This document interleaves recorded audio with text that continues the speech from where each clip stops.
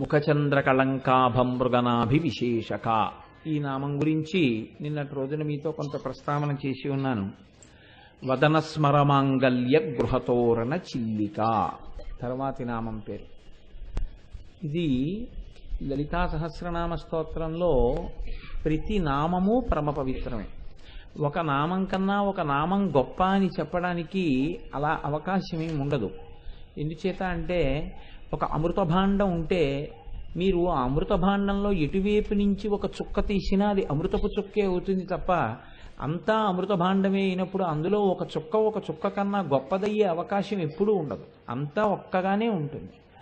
అందుచేతనే లలితా సహస్రనామ స్తోత్రంలో అన్ని నామాలు గొప్పవే. కానీ కొన్ని నామాలు మీ జీవితాన్ని అనుసంధానం చేసుకుని ఏవి మన జీవితంలో ప్రధానమైనటువంటి సమస్యలుగా వెంబడిస్తుంటాయో వాటిని తొలగతోసుకోవడానికి అనుసంధానం చేసుకునేటటువంటి ప్రక్రియ యందు వీటిని మనం ఎక్కువ అనుసంధానం చేసుకోవలసి ఉంటుంది అన్న కోణంలో మీరు దాని యందు ఎక్కువ మగ్నత ప్రదర్శించవలసి ఉంటుంది తప్ప ఏ నామము కన్నా ఏ నామము గొప్పది కాదు, ఒక నామం కన్నా ఒక నామం తక్కువ కాదు. మీరు చూడండి, ఒక సమస్య అని ఒకటి ఉంటుంది. ఆ సమస్య అనేటటువంటిది మీకు జీవితంలో ఒక్కసారి తటస్థించవచ్చు, 2 సార్లు తటస్థించవచ్చు. నేను మీకు ఒక ఉదాహరణ చెప్తాను. ఒక మంచి భార్య కోసం అన్వేషణ అనేటటువంటిది ఎంతవరకు ఉంటుంది అంటే పెళ్ళయ్యే వరకు ఉండొచ్చు. అది కూడా పుట్టినప్పటి నుంచి ఏం ఉండదు, పెళ్లి చూపులు మొదలెట్టినప్పటి నుంచి ఉంటుందేమో. అది ఎప్పుడు తీరిపోతుంది అంటే పెళ్ళైపోగానే తీరిపోతుంది. ఇంకా వీడు మంచిది అనుకుని తెచ్చుకున్నా లేకపోతే ఇంకోలా తెచ్చుకున్నా ఆ తెచ్చుకున్న భార్య మంచిది అని వాడు జీవితాంతం సర్దుకోవడమే, ఇంకో అవకాశమే ఉండదు దానికి. Marry in haste and repentant leisure అని అందుకే సామెత వచ్చింది. కాబట్టి ఆ సమస్య అక్కడతో అయిపోయింది అంతే తప్ప అది జీవితాంతం వెంబడించే సమస్య కాదు. పెళ్లి చేసుకుందాం అనే సమస్య ఉండదు. పిల్లాడికి ఒక్కసారి స్కూల్లో సీటు తెచ్చుకుంటే అక్కడతో అయిపోయింది దాని సమస్య, సీటు వచ్చేసింది అంతే. ఒక సమస్య జీవితంలో ఒకసారి ఉండొచ్చు, లేకపోతే 2 సార్లు ఉండొచ్చు, 100 సార్లు ఉండొచ్చు, 1000 సార్లు ఉండొచ్చు. కానీ జీవితాంతం ఉండేటటువంటిది మాత్రం పుట్టినదాదిగా శరీరం విడిచిపెట్టేసేంత వరకు మనిషిని నీడ ఎలా వెంటాడుతుందో అలా వెంటాడి దాని చేతనే సమస్త అజ్ఞానమునకు ఆలవాలమై మనిషిని ఒక్క అడుగు ముందుకెయ్యనివ్వకుండా 4 మెట్లు పైకెక్కితే 20 మెట్లు కిందకి జార్చేసేదోటి ఉంటుంది. మీరు ఎప్పుడైనా కొంచెం జాగ్రత్తగా ఆ విషయాన్ని పరిశీలనం చేసే ప్రయత్నం చేయండి. దీన్నే భయము అని పిలిచింది శాస్త్రం. భయం అనేటటువంటిది మనిషిని వెంటాడుతూనే ఉంటుంది జీవితంలో. ఇది పుట్టినదాదిగా అమ్మ కడుపులో ఉన్నప్పుడు భయం గురించి పక్కన పెట్టండి, జగత్తులోకి ప్రవేశించింది మొదలు వాడికి భయమే. ఈ భయం ఎప్పుడు తీరిపోతుంది అంటే ఆ కట్టె కాలిపోయినప్పుడు తీరిపోతుంది. అప్పటి వరకు ఎంత భయం అంటే ఎప్పుడూ భయానికి మొదటి కారణం ఏదై ఉంటుందంటే నేనేమైనా అయిపోతానేమో. పోనీ నేనేమైనా అయిపోతానేమో అని బెంగ పెట్టుకున్న వాళ్ళందరూ ఉండిపోయారా? ఉండిపోయిన వాళ్ళు లేరు. నాకేమీ అవదు అనుకున్నవాడు ఉండిపోయాడా? ఉండిపోయిన వాడు లేడు. నువ్వు వెళ్ళిపోవడం అన్నది ఒకసారి నిజమైపోయిన తర్వాత ఇంక నీకు ఆ శరీరంతో సంబంధం లేదు, నీకు ఆ శరీరంతో సంబంధం ఉన్న ఏ వస్తువుతోటి సంబంధం లేదు. నువ్వు ఎంత భయపడినా శరీరం ఉండదు, నువ్వు ఎంత భయం లేకుండా ఉన్నా శరీరం ఉండదు. కానీ చూడండి, ఎంత వినండి, ఎన్ని చదవండి, మనిషిని వెంబడించి వెంటపడేది ఏది అంటే ఆ భయం అన్నమాటే. ఈ భయం ప్రధానంగా ఎందుకు వస్తుంది అని అడిగారు. 2 కారణాలు ఉన్నాయి. ఈ 2 కారణాల చేత మనిషిని భయం వెంటాడుతుంది అన్నారు. మొదటి కారణం ఎందుకు వస్తుంది అంటే ఉన్నది ఉండకుండా జారిపోతుందేమో, ఇది భయానికి మొదటి కారణం. ఇది ఎక్కడి నుంచి మొదలంటే దీనితో మొదలు, నేననగా ఎవరు ఇది. కాబట్టి అజ్ఞానానికి మొదలు ఎక్కడంటే పాదు ఎక్కడంటే ఇది నేను అంటూ ఇది తొలగదోసుకోవడానికే జ్ఞానానికి ప్రవేశం, దానికోసం వెంపర్లాట. కానీ చిత్రం ఏమిటంటే మీరు మెట్టెక్కుదామంటే 100 మెట్లు లాగేస్తారు. ఇది నేను అనొక భావన. కాబట్టి ఎప్పుడూ దీని గురించే బెంగ, దీనికి ఏమైనా అయిపోతుందేమో, దీనికి వేడి చేసేస్తుందేమో, దీనికి పడిశం పట్టేస్తుందేమో, దీనికి వాతం కమ్మేస్తుందేమో. నువ్వు ఏ మంచి పని చేయకుండా ఇది దాచి ఏం చేస్తావు?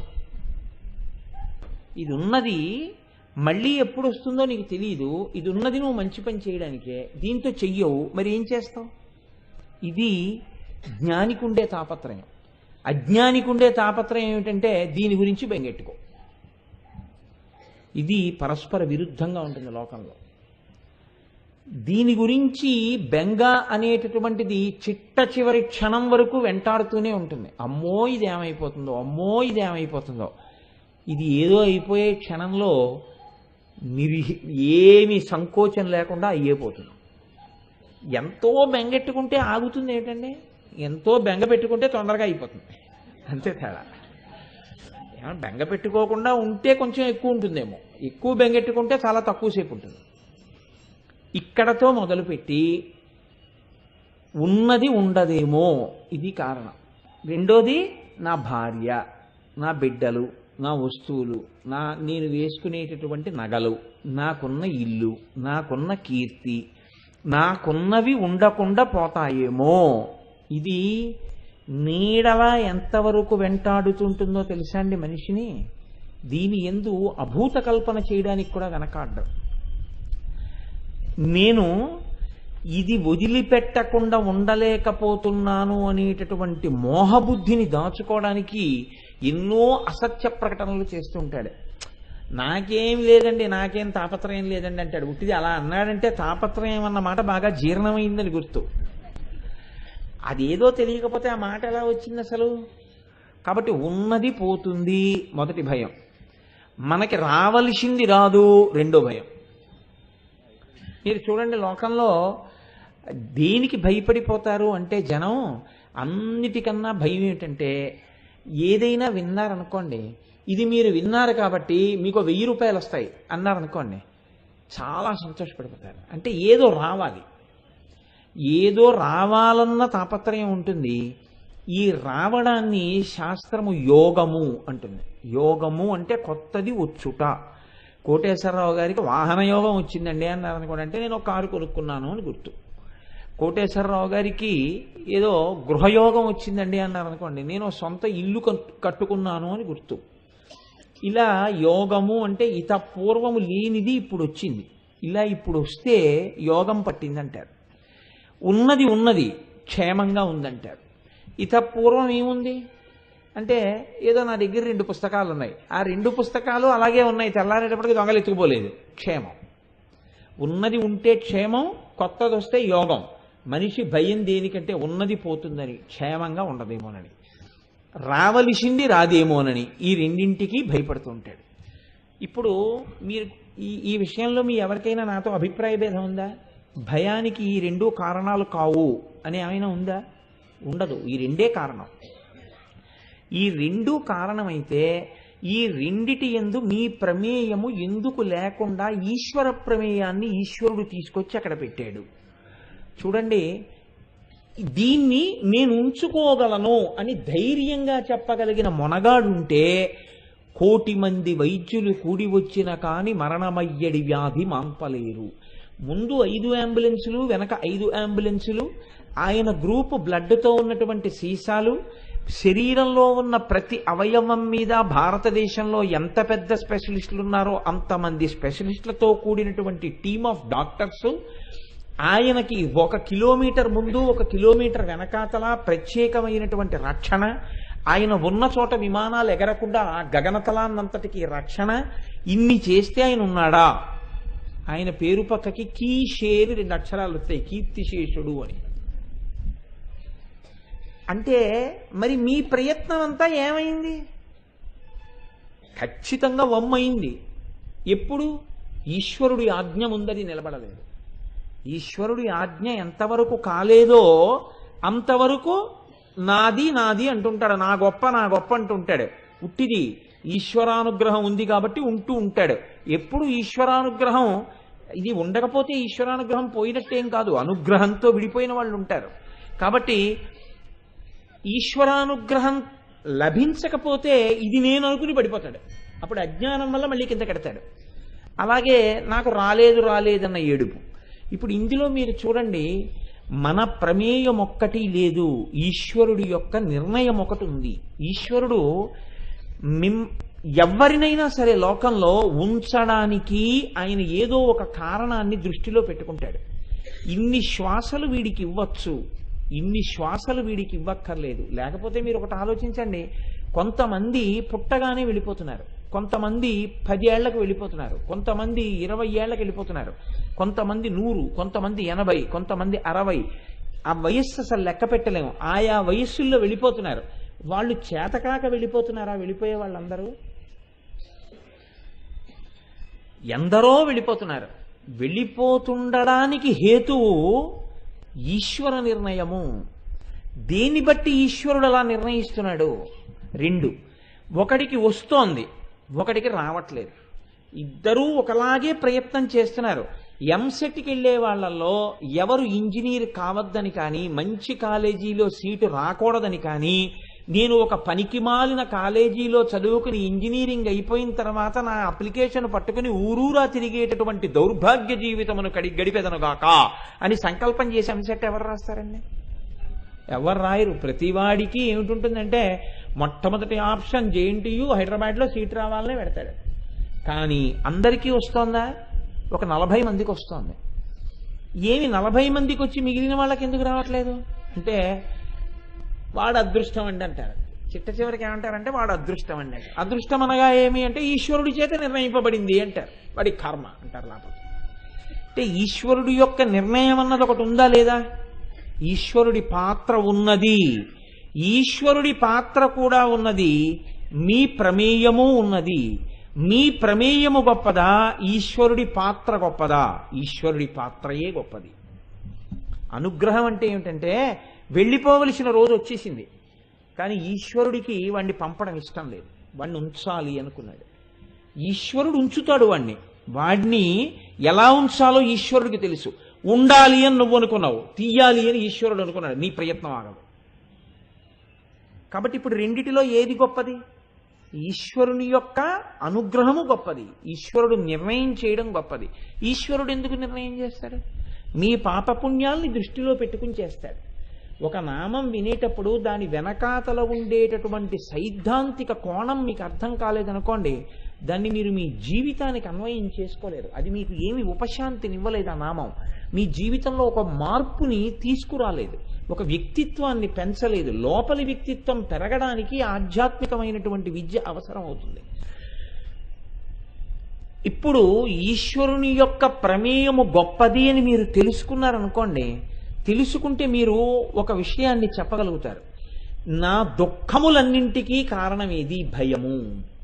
ఏ కారణం చేత మీరు దుఃఖపడండి, ఆ దుఃఖానికి అంతటికీ కారణం ఏంటంటే భయము. ఏమీ కారణం లేదండి. ఏడవడానికి ఏం కారణం లేదు. వాడికి చక్కగా ఉన్నాడు, వాడు పిడరాయల్లే ఉన్నాడు, హాయిగా ఉన్నాడు, అన్ని ఇంట్లో బాగున్నాయి, సుఖంగా ఉన్నాడు, ఏడవడానికి ఏం లేదు. కానీ వాడు ఏడుస్తూ ఉంటాడు. ఎందుకు ఏడుస్తుంటాడో తెలుసా అండి? తర్వాత ఎప్పుడో ఏదో ఏమైనా అవుతుందేమో అని ఏడుస్తాడు. మీరు ఆలోచించండి. నేను ఇలా అన్నాను కాదు అంటే మీ గురించి నేను ఎప్పుడూ చెప్పట్లేదని మీకు చెప్పాను. నా బోటిగాడి గురించే నేను చెప్తుంటాను. ఇప్పుడు బాగున్నావు కదరా, నీకెందుకురా బెంగ అంటే ఎప్పుడో ఏదో అవుతుందిట, అందుకని వీడికి బెంగ. ఎంత అజ్ఞానం! ఇప్పుడు ఉన్నదాని గురించి ఉపయోగించడం నేర్చుకుంటావా? ఎప్పుడో ఏదో అవుతుందని బెంగెట్టుకుని ఇప్పుడు ఉన్న సమయాన్ని వాడుకోవడం మానేస్తావా? ఎప్పటికి పోతుంది నీ అజ్ఞానం? ఎన్ని వింటే పోతుంది, ఎన్ని చదువుకుంటే పోతుంది? ఎందుకు ఆశ్రయించినట్టు గురువుని అజ్ఞానంలోకి లాగడానికా, నువ్వు జ్ఞానం పెంచుకోవడానికే? కనుక ఎలా ఉంటుందంటే లోకంలో భయము హేతువై ఉంటుంది. మహాపురుషులైన వాళ్ళు ఏమన్నారంటే ఎప్పుడు పోతుందిరా నీకు ఈ దిక్కుమాలిన భయం అన్నారు. Where the mind is without fear and the head is held high, where the world has not been broken up into fragments by narrow domestic walls అన్నాడు రవీంద్రనాథ్ ఠాగూర్ గీతాంజలిలో. ఎన్నడు పోతుంది ఈశ్వరా ఈ భయం? భయము లేని స్థితికి నేను పైకెత్తబడెదనుగాక. నిర్భయత్వమే ఆధ్యాత్మికమైనటువంటి జ్ఞానమునకు పరాకాష్ఠ. ఆ నిర్భయత్వం అలవడకుండా భయంతో జీవించినటువంటి వాడు జీవితంలో ఎదుగుదలని పొందినది లేదు. ఎదుగుదల అంటే నిర్భయత్వమే. నిర్భయత్వం అన్నది అలవడి తీరాలి. ఈ భయం పోవాలంటే ఏం చెయ్యాలి అని అడిగింది శాస్త్రం. ఈశ్వరుని యొక్క అనుగ్రహమునందు నీకు బలం పెరగాలి. భయం పోవడం అంటే నీ ఇష్టం వచ్చినట్టు ప్రవర్తించి భయం పోగొట్టుకోవడం కాదు. నేను భయాన్ని వదిలేసి మంటల్లో దూకేస్తాను అన్నారనుకోండి, అప్పుడు తప్పు మీది కాదు. నేను మంచి పని చెయ్యడానికి నాకు ఈశ్వరానుగ్రహము ఆలంబనమై నిలబడుగాక. ఈశ్వరానుగ్రహము కొరకు, ఈశ్వరుని యొక్క సేవ కొరకు నేను నిలబడినప్పుడు నాకు దుర్నిమిత్తములు దురితములు నన్ను కబళించకుండుగాక, అవి నాకు ప్రతిబంధములు కాకుండుగాక. దీనికి మీరు ఈశ్వరానుగ్రహాన్ని అడుగుతుండాలి. అప్పుడు మీ జీవితం ఏమవుతుంది? అడుగు తీసి అడుగేస్తే ఈశ్వర సేవకు ఉపయోగపడుతుంటుంది. ఈశ్వర సేవకి నాకు దురితము రాకుండా చూడు అని మీరు అడిగారనుకోండి, మీ జీవితాన్ని కూడా ఈశ్వర సేవగా మలుచుకోవడం మీకు వచ్చిందనుకోండి, ఈశ్వరుడు చాలా సంతోషిస్తాడు. సంతోషించి మీకు దురితము రాకుండా మిమ్మల్ని కాపాడతాడు. ఒక ఈశ్వరుని యొక్క స్వరూపాన్ని అర్థం చేసుకోవడంలో, అనుగ్రహాన్ని అపేక్షించడంలో మీ జీవితపు కోణం ఆ దిశలో మారవలసి ఉంటుంది. అంతేగాని భయం పోగొట్టుకోవడం అంటే నేను ఇప్పుడు భయాన్ని వదిలిపెట్టేశానంటే నా గోడ నుంచి నేను కిందకి దూకేస్తాను అంటే భయం పోగొట్టుకోవడం కాదు, టెంపరితనం అవుతుంది అది. దాన్ని భయం పోగొట్టుకోవడం అన్నారు. భయం పోగొట్టుకోవడం అంటే ఏమిటి అంటే ఏది చెయ్యడానికి ఏమవుతుందో అనే బెంగ పోవాలి. అంటే నా జీవితమంతా ఈశ్వరమయంగా నడవడానికి కావలసిన సమస్తమైనటువంటి ఆలంబనములు నీవే అయి నిలబడెదవుగాక. ఇదే ప్రార్థన మీరు ఎప్పుడు చేసినా దేని కొరకు చేస్తారంటే దాని కొరకే.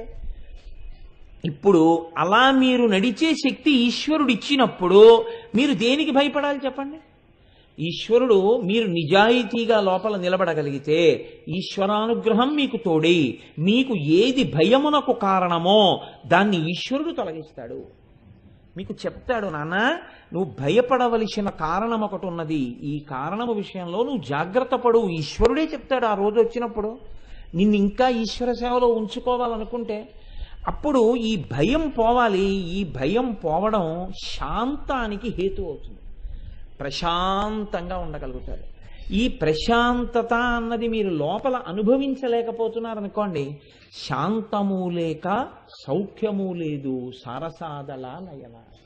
ఇక్కడ శాంతం లేనప్పుడు ఎన్ని ఉన్నా దానివల్ల సౌఖ్యం ఏమి ఉండదండి. ఎన్నో ఉన్నాయి వాడికి. కానీ వాడు ఎప్పుడు భయంతోనే బతుకుతూ ఉంటాడు. ఏదో ఒక భయం. ఇప్పుడు ఏదో ఒక భయంతో బతికేవాడు తానేమి సౌఖ్యం అనుభవిస్తాడు? ఇతరులకు ఏ సౌఖ్యం ఇస్తాడు చెప్పండి? ఇవ్వలేడు. కాబట్టి ఈ భయమును తొలగించడానికి మార్గం ఏమైనా ఉందా?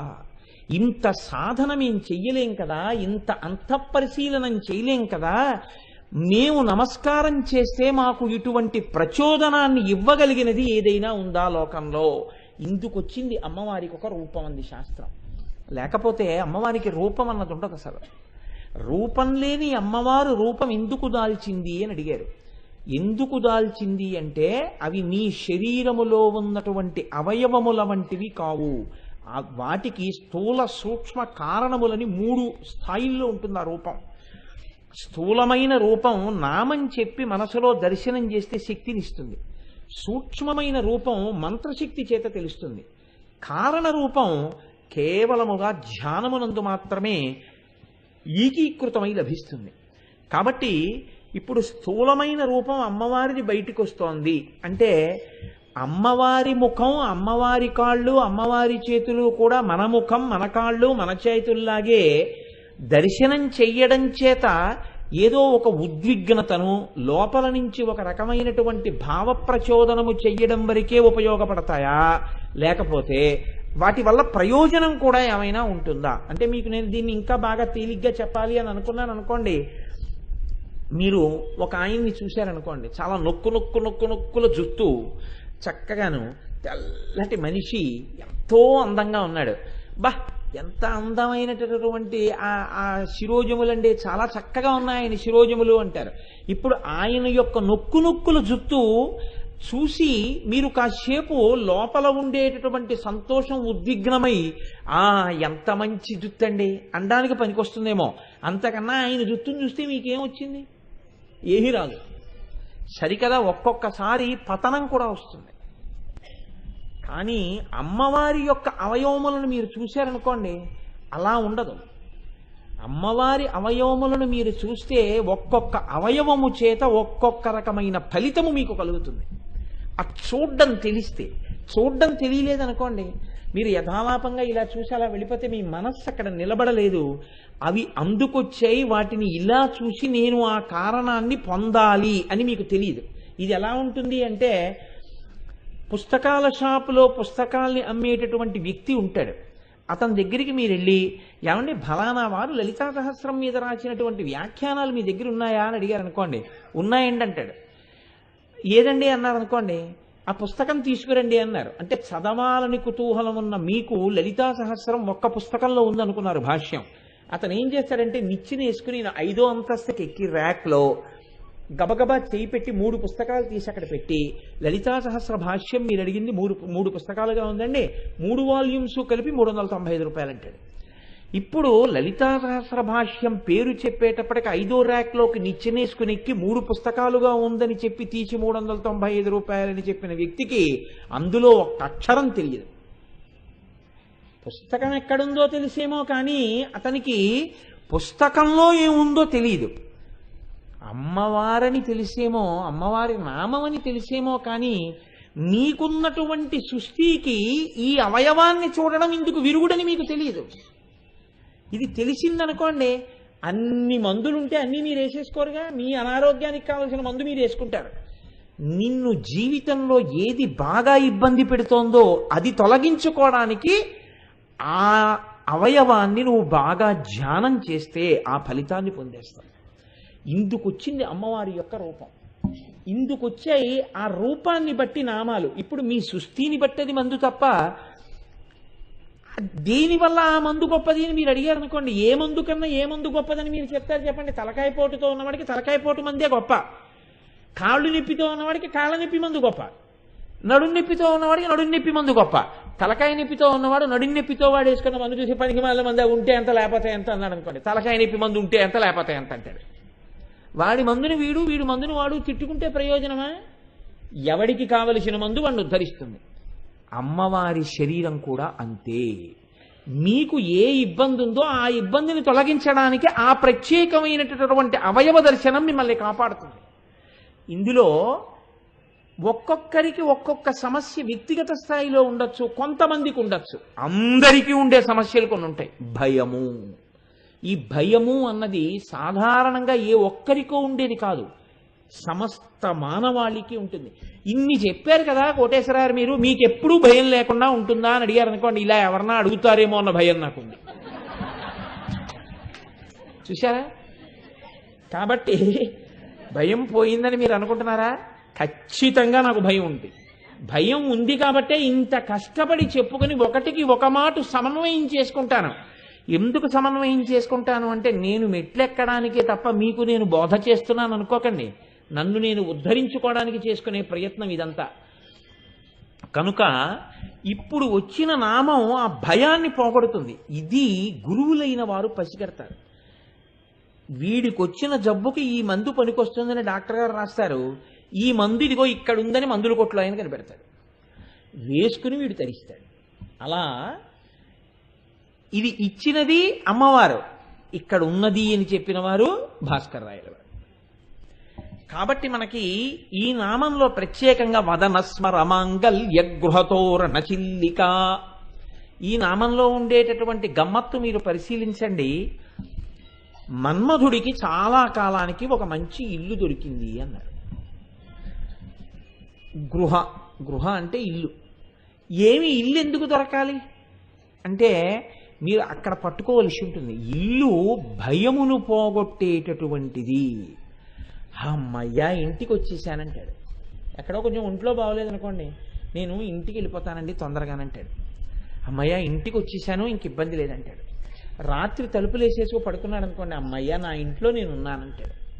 ఇల్లు భయమును పోగొట్టేటటువంటి రూపమై ఉంటుంది. ఇప్పుడు భయానికంతటికీ కారణం ఎవరు? ఎప్పుడూ భయపడేవాడెవరు? మన్మధుడు. స్మరుడు అన్నారు. స్మర అన్న శబ్దమే ఎందుకయ్యాలి? ఆయనకి ఎన్నో పేర్లు ఉన్నాయి. మనసిజ అని ఒక పేరుంది, అనంగుడు ఒక పేరుంది, అలాగే పుష్పబాణుడు ఒక పేరుంది. ఎక్కడ ఏ పేరు వెయ్యాలో ఆ పేరే వేస్తారు తప్ప అన్నీ మన్మధుడి పేర్లే కదా అని వేరు. ఆయన పేరు స్మరుడు అన్నారు ఇక్కడ. స్మరుడు అంటే ఏమిటో తెలుసా అండి? ఎవరిని స్మరించగానే కామినులను కాముకుల వద్దకు, కాముకులను కామినుల వద్దకు పంపగలడో వాడి పేరు స్మరుడు. దీన్ని మీరు చాలా జాగ్రత్తగా పట్టుకోవాల్సి ఉంటుంది. ఇప్పటి వరకు నేను బాగున్నాను, చాలా భరమభక్తితో ఉన్నాను. నా మనస్సు ఏ వస్తువుని స్మరించడం వల్ల అదుపు తప్పుతానో అటువంటిది స్మరించడం వల్ల నా మనస్సు అదుపు తప్పి నేను అటువంటి సుఖము కొరకు ఆ వస్తువును ఆశ్రయిస్తానో అలా నన్ను తిప్పగలిగినటువంటి శక్తికి స్మరుడు అని పేరు. ఇది నా మీదే పెట్టుకోవడానికి కారణం నాకు ఎవరి మీద పెట్టడము ఇష్టం లేక. దీన్ని వాక్యపరంగా చెప్తే కామినులను కాముకుల వద్దకు, కాముకులను కామినుల వద్దకు చేర్చువాడు. అది భార్య దగ్గరికి భర్త కావచ్చు, భర్త దగ్గరికి భార్య కావచ్చు, హీన స్థాయిలో ఇంకేదైనా కావచ్చు. లేదా విశాలమైన అర్థంలో అది ఏ కోరిక అయినా కావచ్చు.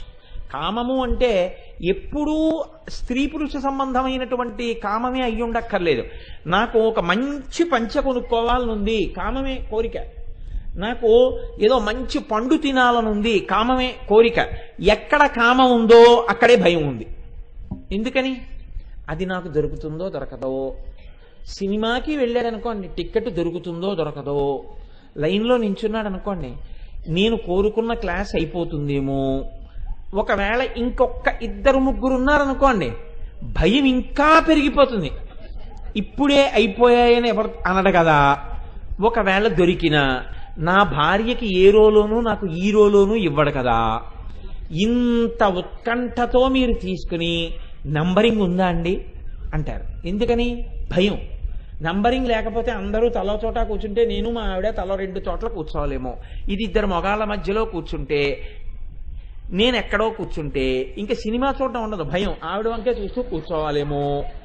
కాబట్టి నంబరింగ్ ఉందండి అన్నాడు అనుకోండి, అప్పుడు మళ్ళీ ఇంకో భయం. ఫ్యాన్ కింద వచ్చిందా, చిట్ట చివరకు వచ్చేసిందా. చిట్ట చివరికి వస్తే ఏమండి అన్నాను అనుకోండి, గోడ పక్క దోమలు ఉంటాయండి, పక్కంతా పీకేస్తాయి. అంత ఎక్కడండి ఆ భయానికి? ఇంత వీడిపోని చాలా బాగుంది అనుకోని లోపలికి వెళ్ళారు అనుకోండి, ఆ కుర్చీ ఇలా ఉంటుంది. అక్కడి నుంచి నడుం నొప్పి రేపు మళ్ళీ ప్రారంభం అవుతుందేమో భయం. వద్దు వెళ్ళిపోదామంటే ఇన్నాళ్ళకి తీసుకొచ్చారు, నడుం నొప్పి మీకు ఇక్కడికి వచ్చినానా అంటుందేమో అని భయం. దిక్కుమాలిన భయంతోనే జీవితం. ఎప్పుడూ భయమే, అది వదిలింది ఎప్పుడు. కాబట్టి ఎక్కడ కోరిక ఉన్నదో దాని నీడ భయం ఉన్నది. కోరిక లేకుండా నువ్వు ఉన్నావా? ఒక్కనాటికి లేదు. కోరిక భయము, కోరిక భయము. కాబట్టి స్మర. మరి ఈ స్మరుడు మనందరినీ కోరికల్లో పెడుతున్నాడు, కోరికల చేత భయము కల్పిస్తున్నాడు. బాగున్నాయి ఈ 2. మరి ఈయనకి ఎందుకండి భయం? ఈయనకి భద్రమైన ఇల్లోటి కావలసి వచ్చింది. భద్రమైన ఇల్లు అంటే ఏమిటి? ఆయనకి భయం లేకుండా చెయ్యగలిగిన ఇల్లు. ఏమి ఇంతకు ముందంతా ఎందుకు లేదు అంటే, ఎవరితో తగువెట్టుకుంటే లోకంలో మన శాంతితో బతకలేడో వాళ్ళతో తగువెట్టుకున్నాడు. ఇది లోకంలో చేసేటటువంటి పెద్ద పొరపాటు. నీ మనశ్శాంతికి ఏది హేతువో దానితో తగువెట్టుకుంటావు. పెట్టుకుంటే ఏమవుతుంది? శాశ్వతంగా అశాంతిలోకి జారిపోతావు. దీనికి కారణం ఏమిటి అంటే పరిధిని అతిక్రమించుట. మన్మధుడు ఏం చేశాడు? తన పరిధిని తాను అతిక్రమించాడు. అయితే ఒక్కటి, పరిధి తెలియక అతిక్రమించలేదు, తెలిసి అతిక్రమించాడు. ఇది మరీ దోషం. ఇంద్రుడు పిలిచి మన్మధుణ్ణి, నువ్వు వెళ్ళి శివుడి మీద బాణం వేయి అన్నాడు. అంటే అన్నాడు, నేను ఆయన మీద బాణం వేయడం ఏమిటంటే నా శక్తి సరిపోతుందా అన్నాడు. అన్నవాడు నేను వెళ్ళను అనుంటే బహుశా మన్మధుడి యొక్క అధికారం ఒక్కటే పోయి ఉంటుండేదేమో. కానీ శివుడి మీదకి వెళ్ళి బాణం వేశాడు ఇంద్రుడి దగ్గర మెహర్బానీ కోసం. ఏమయ్యాడు? భుగభుగయను పెనుమంటలు భగభగమని మండనంత బ్రహ్మాండంబుల్ దిగులు దిగు దిగులు దిగులు దిగులన తెగిమరుపై చిచ్చు కన్ను దేవుడు విచ్చన్. పోతన గారు వీరభద్ర విజయంలో ఏమి పద్యాలకి ప్రాణప్రతిష్ఠ చేశారో. అక్కర్లేని విషయాన్ని నెత్తికెత్తుకున్నందుకు భుగభుగయను పెనుమంటలు భగభగమని మండనంత బ్రహ్మాండంబుల్ దిగుదిగులు దిగులు దిగులన తెగిమరుపై చిచ్చు కన్ను దేవుడు విచ్చన్. పరమశివుడు మూడో కన్ను తెరిచాడు. ఎందుకు తెరిచాడు? ఆయన ఇంకోళ్ళ మీద బాణం వేస్తే తన స్వధర్మం తను చేసుకున్నాడు. ఆయన దగ్గరికి వెళ్ళి అడిగిన వాళ్ళకి చెప్పుకునే సలహా చెప్పుకుంటే ఇబ్బంది లేదు.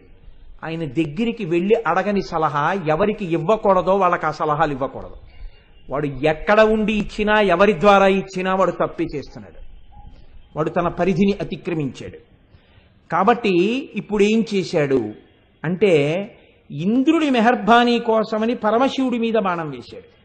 ఇప్పుడు పరమశివుడు మూడో కన్ను తెరిచి కాల్చేశాడు. బూదైపోయాడు. ఎలా అయిపోయాడు? ఆయన ఒక్కడైపోలేదు, మన్మధుడు. అందుకే పౌరాణిక సాహిత్యం మనకి మార్గాన్ని చూపిస్తుంది జీవితంలో. కలహంసములతోడ గండుకో ఇలలతో మేలైన కమ్మ తెమ్మెరలతోడ చిలుకలగములతో అలరుతేరుతో శరము పూంచిన శరాసనముతోడ పుష్పహారములతో పుష్పాస్త్రములతోడ దనరారుమకరకేతనముతోడ పువ్వుల జోడుతో పువ్వుల దొనలతో కొమరారు చిగురాకు గొడుగుతోడ మరియు తగిన ఎట్టె మహిత శృంగారంబుతోడ వేగ తూలి శివుని కంట చిచ్చుచే సుడివుడి పంచవింటి జోదు భస్మమయ్యే. తన తోడు తెచ్చుకున్న కోయిలలతో వేసుకున్న చిగురాకు గొడుగుతో వెంట తెచ్చుకున్నటువంటి పుష్ప బాణములతో పెట్టుకున్నటువంటి భ్రమలతో కూడినటువంటి వింటి నారితో తెచ్చుకున్న కలహంసములతో అన్నిటితో కలిపి తనకున్న పరివారమంతటితో కలిపి బూదిరాశిగా కింద పడిపోయాడు. ఇప్పుడు ఇక మళ్లీ పుట్టడం అనేటటువంటి అవకాశం లేదు. ఎందుకని? మహాజ్ఞాని అయినటువంటి పరమశివుడి యొక్క మూడవ కన్ను తెరుచుకోవడం వల్ల బూదిగా పడిపోయాడు. ఇక పుట్టలేడు. ఇప్పుడు ఆయన మళ్ళీ పుట్టకపోతే ఇబ్బంది ఏముందండి, పోతే పోయాడు, ఊరుకోండి. ఎంతమంది పోలేదు? గజాసురుడు పోలేదా? త్రిపురాసురుడు పోలేదా? అతిక్రమించిన మన్మధుడు కూడా వెళ్ళిపోయాడు. ఎందుకు బెంగ? కాదు, బెంగ పెట్టుకోవలసిన వ్యక్తి ఒకరున్నారు లోకంలో. ఎవరు? ప్రకృతి పరిణమించాలంటే, ఈ లోకములు పరిఢవిల్లాలంటే తామరతంపరగా అన్ని జాతులు పెరగాలంటే మన్మథ బాణములు పడితే తప్ప కామము సుఖముగా పరిణమించి ప్రజోత్పత్తి జరగదు. ప్రజోత్పత్తి యందు ఆనందము అంతర్హేతుకంగా ఉంటుంది. ప్రజోత్పత్తి పరమ దుఃఖభూయిష్టమైపోయింది అనుకోండి, ప్రజోత్పత్తి ఉండదు. ప్రజోత్పత్తి యందు ఆనందం ఉన్నది అంతర్లీనంగా. కామము సుఖమైన కారణం చేత ప్రజోత్పత్తికి వెంపర్లాడతాయి జీవులు. ఇప్పుడు ఈ బాణములు పుష్పబాణములు మన్మథుడు వెయ్యకపోతే లోకంలో సృష్టి ఆగిపోతుంది. కాబట్టి ఇప్పుడు ప్రకృతిని కాపాడవలసిన అమ్మవారు ముందుకొచ్చి ఈయన్ని మళ్ళీ పునరుజ్జీవితుణ్ణి చేసింది. అమ్మవారు జోక్యం చేసుకుంది అనుకోండి, అయ్యవారు ఊరుకుంటారు. ఎందుకంటే వాళ్ళ మధ్య పంచసామ్యములు అని ఉన్నాయి. 5 వాళ్ళిద్దరూ ఒక్కలా ఉంటారు. అందులో అనుగ్రహం ఒకటి. ఆవిడ అనుగ్రహించింది అనుకోండి, ఆయన ఊరుకుంటారు. అది దాంపత్యం అంటే. దాంపత్యం అంటే తను వరం ఇచ్చినా ఇవ్వకపోయినా తన భార్య వరం ఇచ్చింది అనుకోండి, ఆవిడ నీకేం పర్వాలేదు నేను చెప్తానులేండి ఆయనతో అందనుకోండి, నువ్వెవరు మాట ఇవ్వడానికి, నేను ఊరుకోను అనకూడదు. సరే అయిపోయిందేదో అయిపోయిందిలేండి, తను చెప్పింది ఊరుకోండి, ఇంకా మర్చిపోండి అనాలి, అంతే. అది అనుగ్రహం అంటే. అనుగ్రహం భార్య ఇచ్చినా భర్త ఇచ్చినా వేరుగా ఉండదు, ఒకటిగా ఉంటుంది. ఇది తెలియనప్పుడు ఏమవుతుందంటే పరమశివుడు కాల్చాడు, పార్వతీదేవి బతికించింది అనుకుంటారు. అలా కాదు, ఇద్దరి హృదయములు ఒకటని తెలుసుకోవాలి. కాబట్టి ఇప్పుడు ఆయన కాల్చినా ఈవిడ బతికించింది. ఎందుకని? అమ్మయందు కారుణ్యం ఉంటుంది, అయ్యయందు శిక్షించే తత్వం ఉంటుంది. ఆయన కొడతాడు బెల్ట్ తీసి, ఈవిడ పోన్లిద్దరూ ఊరుకుందరూ అంత కొడితే పిల్లాడు ఏమైపోతాడు అని రక్షిస్తుంది. అంతేగాని 8 పడ్డాయి ఇంకో 3 పడ్డాయి అందం అమ్మ. అలా అంటే అమ్మతనం ఉండదు. అమ్మతనంలో కారుణ్యం ఉంటుంది. కాబట్టి ఇప్పుడు లోకము పట్ల కారుణ్యం, అయ్యో లోకమంతా బతకాలి. కాబట్టి ఇప్పుడు ఆవిడ ఏం చేసింది? ఈయన్ని బతికించింది. ఈయన్ని బతికిస్తే ఈయనకి శరీరం లేదు. ఇప్పుడు అనంగుడు రతీదేవికి ఒక్కదానికే కనబడతాడు. మన్మధుడు రతీదేవి కనపడ్డం అంటే అసలు రహస్యం వేరండి. మన్మధుడు అంటే మనస్సుని మదించేటటువంటి వాడు రతికి కనపడతాడు. అంటే రతి అంటే అనుభవం. ఎవడి కోరిక యొక్క అనుభూతి వాడి ఆనందంలోనే తెలుస్తుంది. లడ్డూ తినాలన్న నా కోరిక యొక్క అనుభూతి నీ తింటే నాకే తెలుస్తుంది దాని అనుభూతి. ఆ కోరిక తీరడం నాకు తెలుస్తుంది. అందుకే రతికే మన్మధుడు కనపడతాడంటే అది అసలు రహస్యం. కాబట్టి ఇక నుంచి ఆవిడంది నువ్వు రతికి మాత్రమే కనపడతావయ్యా అంది. అనంగుడవై ఉంటావు కానీ పూర్వం ఏం చేశావో అది ఇప్పుడు చేస్తూ ఉండు అంది. కానీ ఇప్పుడు ఆయనకి బెంగ ఏం పట్టుకుందంటే మరి నేను ఎక్కడ ఉండాలని పట్టుకుంది. ఎక్కడ ఉండాలంటే పూర్వం ఉన్నట్టే ఉండు హాయిగాను. హాయిగా ఉండడానికి ఆయన ఎక్కడ లేడు. మీరు దీన్ని కొంచెం జాగ్రత్తగా పట్టుకోవాలి. శివుడు అంటే మంగళం. మంగళం అంటే ఏమిటండి? ఊపిరితో ఉండడమే మంగళం.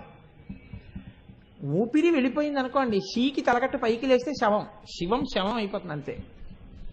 కాబట్టి ఇప్పుడు అది పైకి లేచిపోకూడదు. లోపల శివం ఉంటే శోభనం, మంగళం, భద్రం, కళ్యాణం, శ్రేయస్సు. ఇప్పుడు ఆయన ఎక్కడ లేడు, అంతటా ఉన్నాడు. ఎవరి మీద వేస్తాడు బాణం? ఎవరి మీద వేస్తే అందులో శివుడు లేస్తే ఎక్కడరా నువ్వు అని మళ్ళీ ఇలా అన్నాడు అనుకోండి. అనేటప్పటికీ మళ్ళీ ఏం చేస్తాడో ఓసారి తిన్నవాడికి ఆ భయం ఉంటుంది. అందుకని ఇప్పుడు ఒక భద్రమైన గృహాన్ని ఎంచుకోవాలి. ఒకవేళ మళ్ళీ తప్పే చేసేసిన ఆయన వచ్చి ఎక్కడున్నాడు రా వీడు అనేటప్పటికీ ఆయన తనని తాను మరిచిపోయి సంతోషించాలి. అలాంటి ఇల్లు ఒకటి కావాలి ఇప్పుడు ఆయనకి. ఇప్పుడు ఆయన బాగా వెతుక్కున్నట్టు అలాంటి ఇల్లు ఏమిటని. అలాంటి ఇల్లు ఏది అంటే ఆయనకి అమ్మవారి ముఖమే ఆ ఇల్లుగా దొరికింది. ఎందుకని? కాముడు కాలిపోయిన తరువాత మహాకామేశ్వరుడికి ఆవిడ ఇల్లాలైంది. కాముడేడి ఆవిడ ఇల్లాలైనప్పుడు? మన్మథబాణం వేస్తే కదండి పరమశివుడు మరి పార్వతీదేవిని భార్యగా స్వీకరించాలి. మన్మథుడు లేడుగా. లేకపోయినా భార్య కాగలిగింది అంటే పడిపోయిన మన్మథుడి విల్లు తను తీసుకుంది. ఇప్పుడు చెరుకు విల్లు తను పట్టుకుంది. చెరుకు విల్లు తను పట్టుకుంటే ఇప్పుడు మన మనస్సుని తన వైపుకు తిప్పుకుని భక్తుల్ని చేస్తుంది, పిల్లల్ని. తను శివకామ సుందరి అయి పరమ జ్ఞాని అయినటువంటి పరమశివుణ్ణి తీసుకొచ్చి తన పక్కన కూర్చోపెట్టుకుని సాకారుణ్ణి చేస్తుంది. ఆవిడ ముఖం చూసేటప్పటికీ ఇంతటి పరమశివుడు పరమ సంతోషాన్ని పొందేసి ఆవిడికి భర్తని అని ఆవిడకి అడ్డం పట్టుకుని మురిసిపోతుంటాడు. అంటే కాముణ్ణి కాల్చిన వాణ్ణి భర్తగా చేసుకోవడం అంటే మాటలా? శివుణ్ణి భర్తగా చేసుకోవడం అంటే మాటలు కాదండి లోకంలో. అది చేసింది అమ్మవారు. ఇప్పుడు ఆవిడ శివకామ సుందరి అయింది. ఇప్పుడు ఈవిడ ముఖం చూసేటప్పటికీ పరమశివుడు ఏమైపోతాడు? ఏమీ చేయలేడు, నవ్వేస్తాడు. అది వాళ్ళిద్దరి మధ్య ఉన్నటువంటి గొప్ప అనుబంధం ప్రకృతి పురుషుల మధ్య.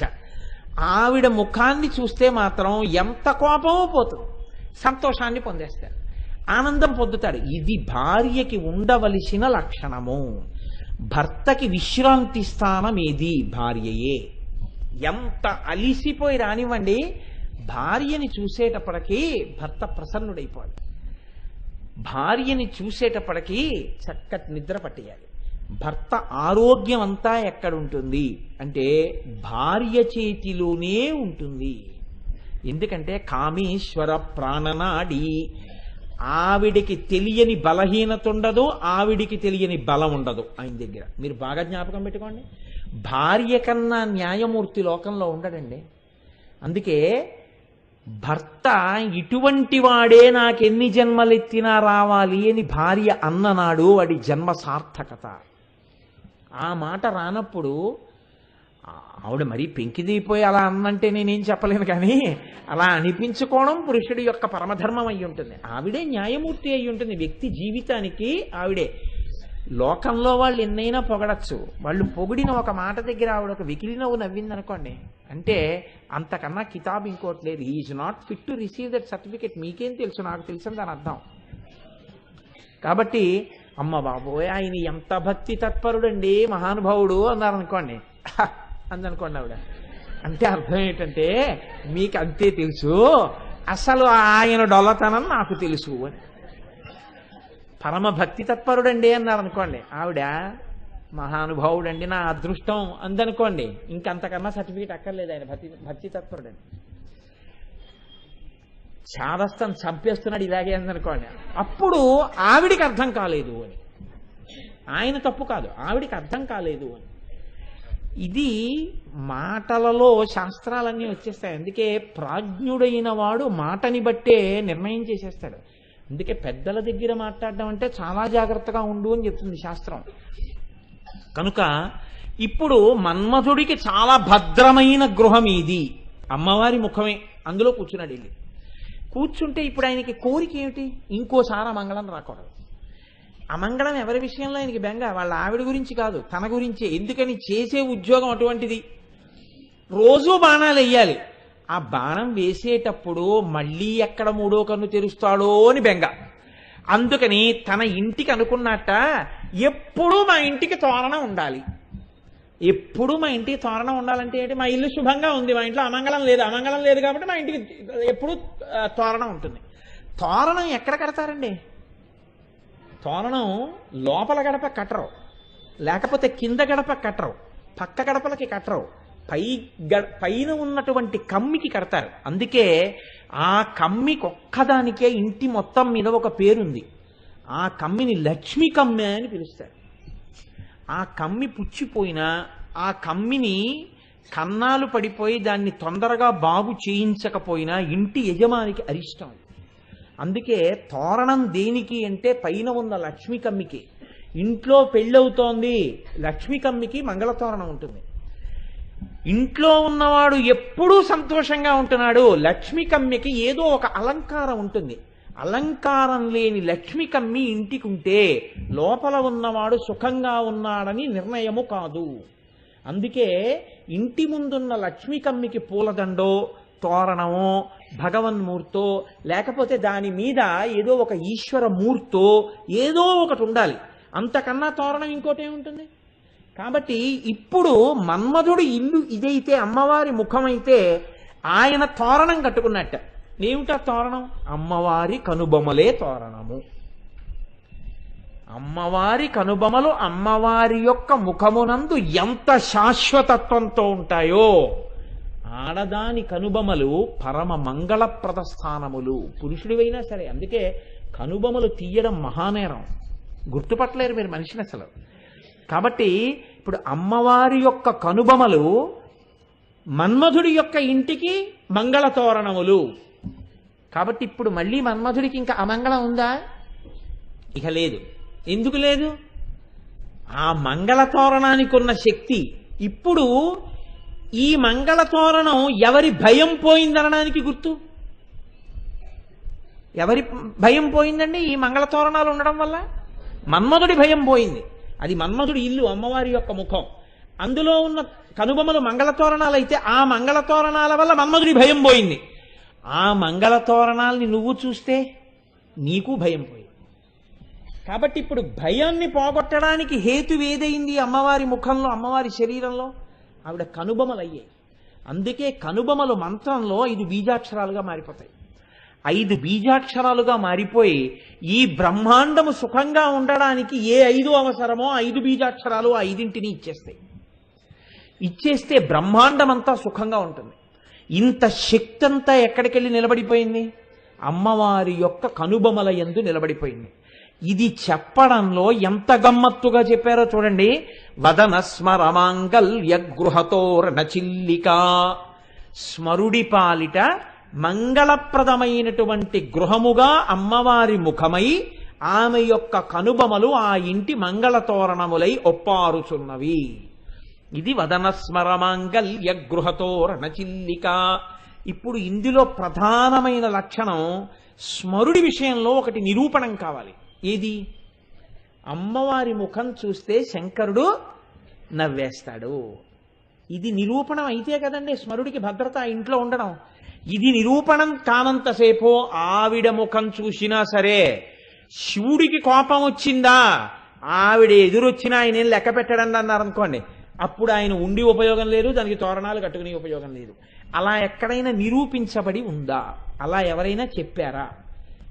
శంకర భగవత్పాదులు సౌందర్యలహరిలో దీన్ని నిరూపణం చేశారు. మళ్ళీ ఎంత గమ్మత్తుగా చేశారో చూడండి. ఆయన ఒక శ్లోకంలో అరాళైస్త్వాభావ్యా దళికలభస శ్రీభిరలకైః పరీతంతే వక్త్రం పరిహసతి పంకేరుహరుచిం దరస్మేరే యస్మిన్ దశన రుచి కింజల్కరుచిరే సుగంధౌ మాద్యంతి స్మరదహన చక్షుర్మధులిహ. ఆయన అంటున్నారు, అమ్మవారి యొక్క ముఖము పద్మమును పరిహసించింది. ఎందుకు పరిహసించాలి పద్మాన్ని అంటే, పద్మానికి అమ్మవారి ముఖానికి రెండు దగ్గర పోలికలు చెప్తారు. అందుకని పద్మముఖి అని పేరు అమ్మవారికి. పద్మము ఒక్కొక్క రేకు రేకుగా విచ్చుకుంటుంది. ఒక పువ్వు ఉందనుకోండి, మొగ్గ ఇలా విచ్చుకుంటుంది. తామర పువ్వు అలా విచ్చుకోదు. ఒక రేకు ముందు, తర్వాత ఒక రేకు, తర్వాత ఒక రేకు, తర్వాత ఒక రేకు, తర్వాత ఒక రేకు, ఇవి మెల్లమెల్లగా మెల్లమెల్లగా అలా విచ్చుకుంటూ దుద్దు కనపడుతుంది. రేకు రేకుగా విచ్చుకుంటుంది. రేకు రేకుగా విచ్చుకునేటటువంటి లక్షణం పద్మానిది. మెల్లమెల్లగా పెదవులు విడివిడేటట్టుగా నవ్వడం అమ్మవారిది. రేకులు విచ్చుకున్న తరువాత ఇలా కొద్దిగా విచ్చుకోగానే కనపడేవి పద్మములోనే ఉన్న కేసరములు. అమ్మవారి పెదవులు కొద్దిగా ఇలా విచ్చుకునేటప్పుడు కనపడేవి దంతములు, అమ్మవారి యొక్క దంతపంక్తి. పువ్వు విచ్చుకోగానే ఇలా దగ్గరికి ఎడితే ముఖానికి తగిలేది మంచి సువాసన.